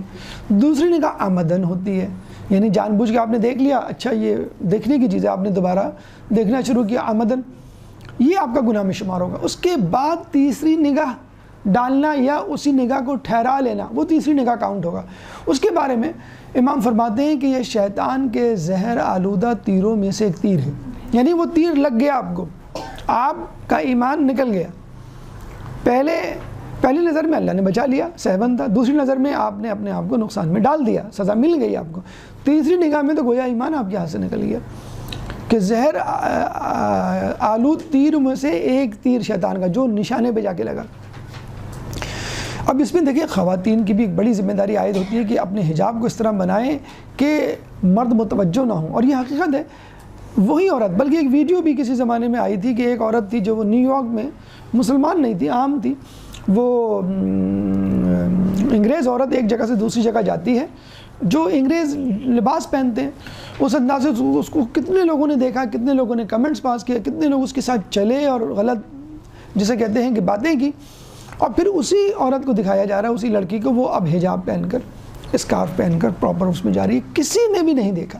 تو اس کا مطلب یہ ہوا کہ یہ حجاب خود ایک سرٹیفکیٹ ہے پاکیزگی کا، جو بیٹھے بٹھائے مل جاتا ہے۔ ایک عام غلط عورت جسے کہتے ہیں نا، کہ بازاری عورت بھی اگر یہ حجاب پہن کے نکلے تو لوگ اس کو نہ دیکھیں، اور احترام اگر ڈالیں بھی تو احترام کی نگاہ ڈالیں، کے لیے راستہ چھوڑ دیں۔ تو اب یہ عورت پہ ذمہ داری ہے کہ اللہ تعالیٰ نے جب نظر کے اتنے اہم احکام ہیں تو خود عورتوں کو بھی بچنا چاہیے۔ حتیٰ کہ آپ اپنے گھروں میں بھی احتیاط کریں کہ اگر کھڑکی کا زاویہ ایسا ہے کہ جہاں سے دوسرے لوگ دیکھ سکتے ہیں، صحن میں بیٹھنے سے گریز کریں کہ جہاں سامنے اونچی بلڈنگز ہو، وہاں لوگ کھڑے ہو کے دیکھ سکتے ہیں، اس سے بھی فتنہ و فساد۔ آپ کو لگ رہا تھا کہ بھئی بہت دور ہے اور کیا ضروری ہے، میں تو اپنے گھر میں ہوں، لیکن آپ کے لیے ضروری ہے کہ یہ فتنے فساد ڈال سکتا ہے۔ میں اس کا واقعہ میں نے ایک پڑھا تھا، بہت عجیب روح فرسا واقعہ جو سنانے کے قابل ہے، کہ ایک مؤذن تھا، مسجد میں اذان دیتا تھا، لڑکا نوجوان بڑے عرصے سے اذان دیتا تھا۔ اس مسجد میں کچھ دن پہلے ایک پارسی خاندان آ کے رکا۔ اب ان کا اتنا حجاب جسے کہتے ہیں کہ نہیں تھا، ان کی خواتین جو ہے وہ باہر صحن میں بیٹھا کرتی تھی۔ اس زمانے میں جو مسجد کے مینار یا ستون یا چبوترے ہوتے تھے وہ اونچے ہوتے تھے، وہاں چڑھ کے آپ زور سے اذان دیتے تھے تاکہ سب سنیں۔ تو وہاں چڑھ کے اذان دیتا تھا تو وہ صحن میں اس کی نظر پڑی۔ اب وہ ان کی بیٹی جو ہے وہ باہر بیٹھی بھی تھی، اور اتفاق سے اس وقت ہی جب وہ اذان دینے جاتا تھا، اب اس کی نظر پڑی، ایک مرتبہ، دو مرتبہ، تین مرتبہ، پھر اسے کہتے ہیں صاحباً آمدن، پھر لذت، پھر شیطان کے تیروں میں سے، زہر آلود تیروں میں سے ایک تیر، اور وہ نشانے پہ جا کے لگ گیا۔ پھر اتنا جسے کہتے ہیں کہ اس کا جذبہ، شہوت اتنی بڑی کہ وہ اس کے گھر چلا گیا، اور گھر جا کے دستک دی، اس کا باپ نکلا اور صاف اس کے منہ پہ کہا میں آپ کی لڑکی سے شادی کرنا چاہتا ہوں۔ اب اس کا باپ سٹ پٹا گیا، اچھا تھا وہ پارسی خاندان، تو وہ اور سٹ پٹا گئے کہ یہ سامنے کی مسجد کا مؤذن، معتبر آدمی، اتنا بڑا آدمی، میں سے اگر جھگڑا کروں گا، ماروں پیٹوں گا تو ہو سکتا ہے میرے خلاف ہو جائیں تمام لوگ اور کوئی یقین ہی نہ کرے۔ تو اس پارسی خاندان کے ہیڈ نے کہا کہ بیٹا آپ کچھ دنوں بعد آئیے گا، میں سوچ کے بتاؤں گا۔ اس نے کہا کہ پھر ان دنوں میں کچھ کر لوں گا فیصلہ، کیا کرنا ہے کیا نہیں کرنا ہے۔ تو اس نے کمیٹی بٹھائی، تو ان کے بزرگوں نے ایک عجیب مشورہ دیا۔ انہوں نے کہا کہ آپ اس نوجوان لڑکے سے اپنی لڑکی کی شادی کر دیں۔ اور وہ پریشان سٹ پٹا گئے کہ بھئی یہ کیا، وہ مسلمان ہیں اور میں جانتا نہیں، اور ہم ابھی شفٹ ہوئے اور آپ کہہ رہے ہیں کہ شادی کر دیں، میں تو سزا دینے کی جسے کہتے ہیں کہ کارروائی پہ سوچ رہا تھا۔ تو کسی نے کہا کہ دیکھیں اگر آپ اس کی شادی کر دیں گے تو ایسے مت کیجیے گا، شرط رکھیے گا کہ تم کو پارسی مذہب اختیار کرنا ہے، تو پھر شادی کیجیے گا، ورنہ نہیں۔ اس کا فائدہ یہ ہوگا آپ لوگوں سے کہہ سکیں گے، بلکہ ہم کہہ سکیں گے کہ دیکھو پارسی مذہب برحق ہے۔ ایک مسلمان جو مؤذن تھا، نوجوان تھا، متقی پرہیزگار تھا، نمازی تھا، اس کے باوجود پارسی مذہب اس نے قبول کیا، تو فقط عشق و معاشقے میں تو نہیں قبول کیا ہوگا، اس نے تو کچھ پڑھا بھی ہوگا، دیکھا بھی ہوگا، پھر وہ اس طرف آیا ہوگا۔ اس طرح اس محلے میں ہماری پارسی مذہب کی ایک تبلیغ ہو جائے گی بیٹھے بٹھائے۔ وہ ان کے بات ذہن میں آ گئی، اور ان کو یہ بھی یقین تھا کہ لڑکا یقین نہیں کرے گا، مطلب اس کو قبول نہیں کرے گا، اور مسئلہ جان چھوڑی آئے گی۔ اگر قبول کر لیا چلو ٹھیک ہے، ہمارے مذہب کی ایک ترویج تبلیغ ہو گئی۔ اور وہ لڑکا آتا ہے کچھ دنوں کے بعد، جب لڑکے سے وہ یہ کہتے ہیں تو تھوڑا سا تو وہ پریشان ہوتا ہے، پھر کہتا ہے ٹھیک ہے میں پارسی مذہب قبول کرنے کے لیے تیار ہوں۔ ہوتا ہے ہمارے یہاں شادیوں میں لڑکیوں کا زیادہ سنا گیا ہے کہ وہ مذہب کنورٹ کر لیتی ہیں، لڑکوں کا کم، لیکن بہرحال دونوں طرف کی مثالیں موجود ہیں۔ یا دونوں اپنے اپنے مذہب سے جو ہے وہ انا للہ کہہ کے ایک سیکولر مذہب بنا لیتے ہیں، میں اصل چیز تو خدا ہے اور اصل چیز جو ہے خدا کو خوش کرنا ہے، یا اصل مذہب جو انسانیت ہے، نہ ہندو مذہب ہے نہ اسلام ہے، کچھ بھی نہیں۔ بہرحال تو یہ گئے، اس لڑکے نے کہا کہ ٹھیک ہے میں کر لوں گا قبول۔ اس لڑکے نے جو ہے وہ حامی بھر لی۔ انہوں نے دن طے کیا، وقت طے کیا، اس نے کہا ٹھیک ہے یہ وقت وہ میری اذان کا وقت ہے، بس آخری اذان دوں گا، اس کے بعد آ جاؤں گا۔ ابھی اذان دیتا ہے، اذان کے بعد یوں سمجھ لیے پارسی کا کلمہ پڑھ لیا اس نے اور وہ نیچے کی طرف جاتا ہے. جیسے جاتا ہے سیڑھی سے پھسل کر نیچے گرتا ہے, سر ٹکراتا ہے, خون بہتا ہے اور وہ مر جاتا ہے. اب آپ دیکھیے اتنے عرصے 30-35 سال یا 25-30 سال وہ اذان دینے والا متقی پرہیزگار, اذان دینے تک وہ مسلمان تھا, اور جب سیڑھیوں سے اتر رہا تھا اترتے وہ اس کا انتقال ہو گیا. تو اتنی غلط جسے کہتے ہیں کہ راہ ہے بد نظری کے انسان کو کہاں سے کہاں لے جاتی ہے. اس وقت موبائل پہ اتنا بڑا فتنہ پھیل گیا ہے جو شاید کچھ لوگوں کو معلوم نہ ہو. جو فیس بک کی کلپس ہوتی ہیں جو آپ مجلس یا درس یا کوئی چھوٹی حکمت سے بھرپور وہ جو آپ بھیجتے ہیں, جب وہ کلپ ختم ہوتی ہے تو خود بخود نیچے والی کلپ اوپر آ جاتی ہے اور وہ فحش مناظر سے بھرپور ہوتی ہے. تو خدارہ اپنے طور پر بھی احتیاطی تدابیر اختیار کریں, بچوں کو موبائل دینے سے پرہیز کریں. اگر بچوں کے ہاتھ میں یہ موبائل لگ چکا ہے تو سمجھ لیں وہ کچھ جان چکے ہیں جو آپ 15 سال کی عمر 20 سال کی عمر میں بھی نہیں جانے دیں. تو بد نظری اس وقت جو انٹرنیٹ کی دنیا ہے, بد نظری جو سوشل میڈیا کی دنیا ہے, بے حجابی اور فحاشی کی دنیا ہے, بہت رول پلے کرتی ہے. اس سے نہ صرف یہ کہ آپ کی ایمان کی لذت ختم ہو جاتی, ایمان چلا جاتا ہے. کہتے ہیں کہ جو پہلی چیز انسان سے چھینتا ہے اللہ, بد نظری کرنے والے کے جسم سے, اس کی روح سے, عبادت کی لذت. اس کو عبادت کرنے میں مزہ نہیں آتا. اور یہ حقیقت ہے آج کل نوجوانوں میں اور دیگر افراد میں جو مسئلہ ہے کہ نماز کو بالکل اس طرح پڑھنا جیسے چونچے مارنا, اور نماز پڑھنے کے بعد کوئی فیلنگز نہیں ہے, یا درس سن رہے ہیں, گفتگو کر رہے ہیں, اپنی باتوں میں مصروف ہیں, استاد کیا کہہ رہا ہے کوئی فکر نہیں ہے. یہ کیا ہے؟ لذت ختم ہو گئی ہے ہمارے اندر درس کی, ہمارے اندر مجلسوں کی, ہمارے اندر نیک کام کرنے کی, عبادت کی. تو اپنے آپ کو صرف تجسس کے لیے بھی دیکھنا وہ بھی حرام ہے. آپ کہ میں تجسس سے دیکھوں تو کیا ہے, وہ بھی حرام ہے. مطلب اب جو ہے ہمارا, چلو یہ تو موبائل کی دنیا, انٹرنیٹ کی دنیا, چھپی ہوئی دنیا قدرے. اب جو سوشل میڈیا بھی اسی سے تعلق رکھتا ہے.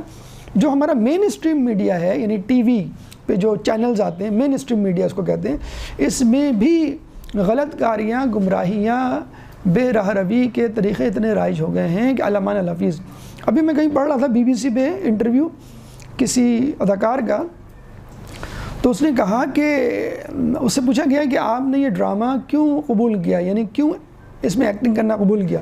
کہ مجھے اسکرپٹ دیا گیا تھا, جب میں نے اسکرپٹ پڑھا تو اس کے پہلے جملے ہی میں گالی تھی. میں نے کہا میں یہ ڈرامہ تو ضرور کروں گا. اب آپ دیکھیے فحاشی گمراہی کی جس باتوں پہ ہمیں ہنسی آ رہی ہے, ہمیں رونا چاہیے واقعی کہ اب یہ لیول ہو گیا ہمارا کہ آدمی کہہ رہا ہے کہ جس ڈرامے میں فحاشی, گمراہی, برائی, گالم گلوز, سب و شتم ہوگا میں اس ڈرامے میں کام کروں گا. یہ باقاعدہ فخر سے کہہ رہا ہے کہ پہلے ہی لائن میں گالی تھی. میں نے کہا اتنا بولڈ ڈرامہ. ہمارے یہاں تو بے حیائی کو بولڈنس کہتے ہیں نا, لڑکی بڑی بولڈ ہے, ہر کسی سے بات کر لیتی ہے اور گھبراتی نہیں ہے. یہ بے حیائی ہے, فحاشی ہے جسے کہتے ہیں کہ یہ ڈراموں میں جو دکھائی جاتی ہے. بہرحال کہنے کا مقصد یہ ہے کہ اس وقت جو جسے کہتے ہیں نا کہ رسول کی حدیث تھی کہ سود اتنا عام ہوگا جو نہیں کھائے گا اس کو بھی اس کی دھول پہنچے گی. اس وقت کم از کم بد نظری کے حوالے سے تو یہی معاملہ ہے کہ جو نہیں بھی ملوث ہے اس کو اس کی دھول ضرور پہنچ رہی ہے کسی نہ کسی طور پہ. آپ مجلس سن رہے ہو یوٹیوب پہ, اس سے پہلے گانا آ رہا ہوتا ہے. وہ گانے کے بول یہ ہوتے ہیں کہ جب میں موڈ میرا آف ہوتا ہے تو میں شراب پیتی ہوں اور سگریٹ پیتی ہوں اور ڈرگس لیتی ہوں. یہ گانے کے بول کا ترجمہ ہے جو میں آپ کو بتا رہا ہوں اردو زبان میں. جو لڑکی اکثر 90-80% جب بھی یوٹیوب آپ کلک کر کے کوئی بھی ویڈیو, چاہے مجلس کی ہو, چاہے درس کی ہو, چاہے تلاوت کی ہو, تو اس لڑکی کا یہی گانا آ رہا ہوتا ہے, I can drink, I can smoke. تو جب آپ کی ابتدا غلط کاریوں سے ہو رہی ہے, وہ بھی ایک لڑکی کی زبانی. حدیث میں ہے کہ قیامت اس وقت تک نہیں آئے گی جب تک عورتوں سے اور بچوں سے حیا نہیں چلی جائے گی. پہلے تو کہتے ہیں نا لڑکے تو ہوتے ہی بے شرم ہیں, گھاٹ گھاٹ کا پانی پیے ہوئے ہوتے ہیں. تو اب عورتوں اور بچوں کے ہاتھ میں بھی موبائل ہے, ان کی بھی ایکسس ان گناہوں کے اڈوں تک چلی گئی ہے, گناہوں کے ریسورسز تک چلی گئی جو مردوں کی تھی. تو اب تقریباً گھوڑے گدھے سب برابر ہو گئے, ہر کوئی ایک ایکول اپارچونیٹی رکھتا ہے. اب ہے اصل امتحان, عورت کا بھی, بچے کا بھی, مرد کا بھی اور بزرگ کا بھی, کہ وہ تنہائی میں یا موبائل پہ یا انٹرنیٹ پہ کیا دیکھ رہے ہیں. تو بہرحال نگاہ اتنی اہم ہے کہ جس کے لیے موسیٰ علیہ السلام نے حضرت شعیب علیہ السلام کی لڑکیوں کو، بیٹیوں کو کہا تھا کہ آپ آگے چلیں اور آپ مجھے راستہ بتاتے چلیں تاکہ میں آپ کے پیچھے پیچھے آپ کے گھر تک پہنچوں۔ جیسے وہ آگے چلی انہوں نے فوراً جو ہے نگاہ نیچے کی اور کہیں کہ نہیں آپ آگے نہ چلیں، پیچھے چلیں، اس طرح تو میں راستے بھر آپ کو دیکھتا ہوا جاؤں گا، یعنی چاہے پشت ہی دیکھوں آپ کی، اس طرح تو میں آپ کو دیکھتا ہوا جاؤں گا کہ آپ کہاں مڑ رہی ہیں، کہاں جا رہی ہیں، کہاں رک رہی ہیں۔ تو انہوں نے کہا کہ ٹھیک ہے ہم آپ کے پیچھے تو چل لیں گے، لیکن ہم آپ کی رہنمائی کیسے کریں گے، کیسے بتائیں گے آگے جانا ہے لیفٹ رائٹ؟ تو موسیٰ علیہ السلام نے کہا کہ آپ جو ہیں وہ پتھر پھینک دیے گا، اگر آگے جانا ہے اور لیفٹ پہ جانا ہے تو لیفٹ پہ پھینک دیے گا۔ اور کتنا آکورڈ ہوگا آج کل کے دور میں، کتنا عجیب طریقہ ہے راستہ بتانے کا، لیکن کیا گناہوں سے بچنا تھا۔ تو موسیٰ علیہ السلام نے اس تقوی کا اظہار کیا، تبھی تو شعیب علیہ السلام نے ان کو اپنی شاگردی میں لیا، پھر 10 سال ان کے شاگرد رہے اور پھر کلیم اللہ بنے۔ اگر شعیب جیسا رہنما آئے میسر، شبانہ سے کلیمی 2 قدم ہیں، یعنی گڈریت ہیں وہ اور کلیم اللہ کے عہدے پر پہنچے۔ کیسے؟ شعیب جیسا استاد ملا تھا، لیکن شعیب جیسا استاد ملنے کے لیے شرط ہے کہ شاگرد کے اندر بھی تقویٰ ہو۔ تو اگر آپ کو ہدایت چاہیے تو تقویٰ حاصل کرنا ہے، تقویٰ حاصل کرنا ہے تو اپنے اعضاء جوارح کو بچانا ہے گناہوں سے۔ امام فرما رہے ہیں نہ حرام کی طرف ہاتھ بڑھائیں۔ ہاتھ بڑھانے کا مطلب فقط یہ نہیں کہ آپ ماریں کسی کو، ہاتھ بڑھانے کا مطلب یہ ہے کہ آپ اشارہ کریں، ہاتھ سے تنزیہ اشارہ کریں۔ اشارے بازی تک سے منع کیا گیا ہے۔ ایک دفعہ رسول اللہ نے ایک شخص کو مارنے کا حکم دیا تھا، جہاں بھی ملے مار دینا، اتنا بڑا دشمن تھا۔ تو کہتے ہیں کہ وہ شخص آیا رسول کے پاس، آپ سے بات کی اور چلا گیا۔ تو لوگوں نے کہا رسول اللہ آپ نے معاف کر دیا؟ کہنے لگے نہیں تو میں نے تو تمہیں حکم دیا تھا جب بھی یہ تمہیں دکھے تم مار دینا۔ اچھا رسول نے اپنی زندگی میں کسی کو نہیں مارا ہے، کسی کو قتل نہیں کیا، اتنی جنگیں ہوئی ہیں، تو رحمت للعالمین تبارک۔ اور مولا علی نے ریکارڈ جیسے کہتے ہیں کہ قائم کیا، اسی لیے ان کے جو دشمن زیادہ تھے، رسول کے دشمن کم تھے۔ تو فتح مکہ میں جس گلی سے گزرتے تھے اس گلی میں ہر گھر میں کوئی نہ کوئی ایسا تھا جو ان کا زخم کھایا ہوا تھا، یعنی اس گھر کا کوئی نہ کوئی فرد ان کے ہاتھوں کا مارا ہوا تھا۔ بہرحال تو رسول نے کہا کہ تم نے مارا کیوں نہیں؟ میں نے تو حکم دیا تھا۔ رسول سے لوگوں نے کہا کہ آپ اشارہ کر دیتے، کہ نہیں یہ رسول کے شایان شان نہیں کہ وہ اشارہ کرے۔ تو اشارے بازی کہ ابھی ابو بیٹھے ہوئے یا خاموش ہو جاؤ، یا وہ ٹھیک ہے، کسی انسٹرکشن، ہدایت اور تہذیب سکھانے کے لیے ایک الگ بات ہے، لیکن اشارے بازی کرنا، لو بھائی وہ آ گئے اشارہ کر کے کہ سنیں آپ، تو منع کیا گیا ہے جس سے۔ اور بہت سارے جھگڑے تو خاندانوں میں اشارے بازیوں سے ہوتے ہیں، آپ کہتے نہیں ہیں کچھ، بس آپ اشارہ کر دیتے ہیں، منہ بنا لیتے ہیں، پتہ چل جاتا ہے کہ آپ کو وہ شخصیت بری لگی ہے۔ بلکہ ہم دعا کرتے ہیں، دیکھیے قیامت میں جو فیصلہ ہوگا نا جنت دوزخ کا، وہ ٹرافی کی بنیاد پر نہیں ہوگا۔ ہم ٹرافی دیں گے، کسی کو تمغہ پہنائیں گے، سرٹیفکیٹ دیں گے تو وہ جنت میں جائے گا۔ نام اعمال دیا جائے گا آپ کو، سیدھے ہاتھ میں دیا گیا تو جنت میں، الٹے ہاتھ میں دیا گیا تو اور کچھ لوگوں کو ہاتھ مروڑ کے الٹا پیچھے پکڑایا جائے گا، اور مجھے لگتا ہے پیچھے سے ایک لات ماری جائے گی کہ جاؤ گو ٹو ہیل۔ تو کہنے کا مقصد یہ کہ دیکھیے یہ اہمیت ہے ہاتھ کی۔ وضو میں جو دعا ہے ہاتھ دھوتے ہوئے، تو اس میں یہی ہے نا، جب سیدھا ہاتھ دھوتے ہیں اے اللہ میرا نام اعمال سیدھے ہاتھ میں دینا، اور الٹے ہاتھ کو دھوتے ہوئے اے اللہ میرا نام اعمال الٹے ہاتھ میں نہ دینا۔ پھر نہ تیری حلال کی بھی چیزوں کے علاوہ کسی چیز کو ہمارے شکم قبول کرے۔ دیکھیں پہلے ہی اللہ تعالیٰ نے حلال حرام کر کے، حلال کو حرام کر کے آپ کے پیٹ کے لیے، آپ کے ہاتھوں کی کمائی ہوئی چیز، آپ کی ہاتھوں کی بنائی ہوئی ڈش، آپ کے گھر کے فریج میں رکھا ہوا پیالہ آپ 10 مرتبہ کھولتے ہیں، اکیلے ہوتے ہیں لیکن نہیں کھاتے۔ یہ ہے ٹریننگ، یہ ہے بہترین حکمت عملی آپ کو سمجھانے کے لیے کہ جب میں حلال سے بچ سکتا ہوں تو حرام سے کیوں نہیں۔ تو ماہ رمضان میں آپ کوشش کرتے ہیں کہ حرام پیٹ میں نہ جائے، حلال پیٹ میں نہ جائے، تو یہ کیسے ممکن ہے کہ ماہ رمضان کے علاوہ آپ کہیں کہ بھئی حرام حلال کیا ہوتا ہے؟ بھئی آپ وہ کسی ریسٹورنٹ پہ ایک شخص یہ کہنے لگا کہ مجھے بیف برگر دے رہے، لیکن بیف حلال ہے نا، یعنی جھٹکے کا تو نہیں ہے، جو حلال طریقہ ہے ذبیحہ۔ تو دکاندار نے کہا بیف تو حلال ہے، یہ بتائیں آپ کے پیسے جو آپ کے بٹوے میں وہ بھی حلال ہیں کہ نہیں؟ تو ہم حلال حرام تو کر رہے ہوتے ہیں، مچھلی ایسی کھانی چاہیے ویسی نہیں، اور یہ اور وہ، لیکن جو اہم حلال حرام ہے وہ ہے خود رزق کا حلال حرام کمانا، وہ ہے کہ نہیں؟ تو شکم سے متعلق تو آپ کو معلوم ہے کہ بسیار خوری گناہ نہیں ہے، گناہ کی طرف لے جانے والی چیز ہے۔ ماہ رمضان میں کوئی اور طریقہ نہیں بتایا آپ کو۔ اچھا مریم علیہ السلام کے زمانے میں گفتگو نہ کرنے کا روزہ ہوتا تھا، چپ کا روزہ جسے کہتے ہیں، آج کل مائیں کہہ دیتی ہیں بہو کو کہ چپ کا روزہ رکھا ہوا ہے اس نے آج. تو کہنے کا مقصد یہ ہے کہ بہت سارے طریقے تھے. اللہ تعالیٰ کہہ سکتا تھا کہ تم جو ہے ماہ رمضان میں روزانہ 1 پارے کی تلاوت کرو, 1000 نفل پڑھو یا فلاں فلاں کرو. بھوک پیاس نہیں. تو بھوک پیاس کا کیوں جو ہے وہ شرط لگائی گئی ہے, بلکہ بھوک پیاس بنیادی شرط ہے. آپ ہزاروں نفلیں پڑھ ڈالیں اور پورا قرآن ختم کر ڈالیں, روزہ نہیں کہلائے گا. آپ کہیں اس کے بدلے میں یہ کر لوں. مجھے ایک صاحب ہے نا, وہ دبئی میں ہمارے عالم دین دوست گئے پڑھنے کے لیے, جب نیچلے امام زمانہ کا تذکرہ تھا, نیچے اترے تو ان صاحب نے آگے کہا کہ مولانا صاحب امام زمانہ جب بھی آئیں آپ مجھے بتا دیے گا کتنا ڈونیشن چاہیے آپ کو, اخراجات اور یہ خرچہ کھانا پینا, تلوار اٹھانے کے لیے مت کہیے گا. تو کہنے کا مقصد یہ ہے کہ اللہ کو معلوم ہے کہ آپ کس طریقے سے سدھریں گے. انسان کو سدھارنے کا بہترین طریقہ شرک کا خالی ہونا. موسیٰ علیہ السلام سے حدیث قدسی ہے کہ اے موسیٰ میں نے علم کو پیٹ بھوک میں چھپا رکھا ہے. لوگ شکم سیری میں تلاش کرتے ہیں. علم کو بھی چھپا رکھا ہے اور تقوی کو بھی, لعلکم تتقون. اللہ تعالیٰ آیت میں کہہ رہا ہے علم اور عبادت, یہی 2 چیزیں تو ہیں جو آپ کو اس دنیا میں انجام دینی ہے. وَيُعَلِّمُهُمُ الْكِتَابَ وَيُزَكِّيهِمْ وَيُعَلِّمُهُمُ الْكِتَابَ وَالْحِكْمَةَ. پھر اس کے بعد امام کہہ رہے ہیں کہ ہماری زبانیں تیری بیان کی ہوئی باتوں کے سوا اور کسی اور چیز کے لیے نہ گویا ہوں. یعنی زبان سے غیبت نہ نکلے, جھوٹ نہ نکلے, کسی کی برائی یا اہانت نہ ہو.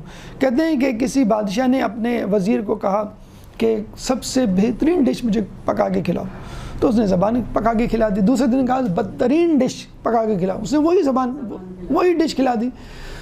تو کہا یہ کیسے کہہ لیں گے, زبان ہی انسان کو برا بناتی ہے, زبان ہی انسان کو اچھا بناتی ہے.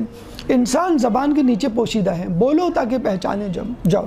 زبان آپ کا تالا ہے, جیسے دکان کا تالا کھلتا ہے تو پتہ چلتا ہے کہ دکان کے اندر کیا ہے. انسان بولتا ہے تو پتہ چلتا ہے کہ یہ کس قسم کا انسان ہے.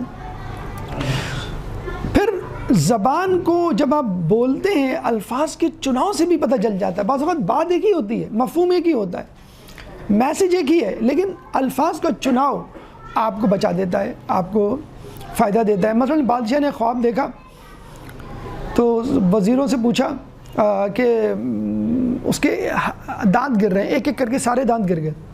تو اس نے وزیروں سے پوچھا تو ہر کسی نے کہا کہ بھئی آپ کے تمام عزیز و قارب آپ کے سامنے مر جائیں گے ایک ایک کر کے. تو اس نے ایک عقل مند وزیر بھی تھا, اس سے پوچھا بھئی اس کا خواب کا کیا مطلب ہے. تو اس عقل مند وزیر نے کہا کہ آپ اپنے خاندان میں سب سے طویل عمر پائیں گے. لیکن بات وہی ہے, لیکن انداز گفتگو جو ہے وہ تبدیل کر دیا گیا. اس کے بعد امام کی اور گفتگو ہے قرب الہی کے حوالے سے, اجتماعی ذمہ داری کے حوالے سے, اور اس مہینے میں جو مقربین ہیں ان میں شامل ہونے کے حوالے سے. انشاءاللہ اگلے درس میں اس دعا کو مکمل کریں گے. اللہ تعالیٰ سے دعا ہے کہ اس دعا کے پیغامات کو درک کرنے کی, ان پہ عمل کرنے کی توفیق عطا فرما. اس ماہ رمضان کو پچھلے تمام ماہ رمضان کے مہینے سے مختلف قرار دے.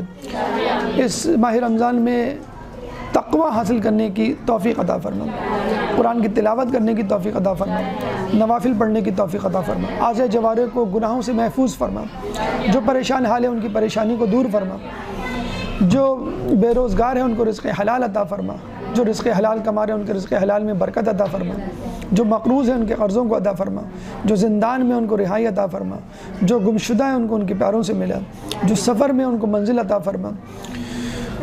دنیا میں جہاں جہاں مسلمان ظلم و ستم کا شکار ہے ان کو ظلم و ستم سے دور فرما, امام کے ظہور میں تعجیل فرما, ہمیں ان کے انصار و آوان میں شامل فرما. ربنا تقبل فرنا, ہم سب کو اس پہ عمل کرنے کی توفیق عطا فرما. ربنا تقبل منا انك انت السميع العليم وتب علينا انك انت التواب الرحيم برحمتك يا ارحم الراحمين.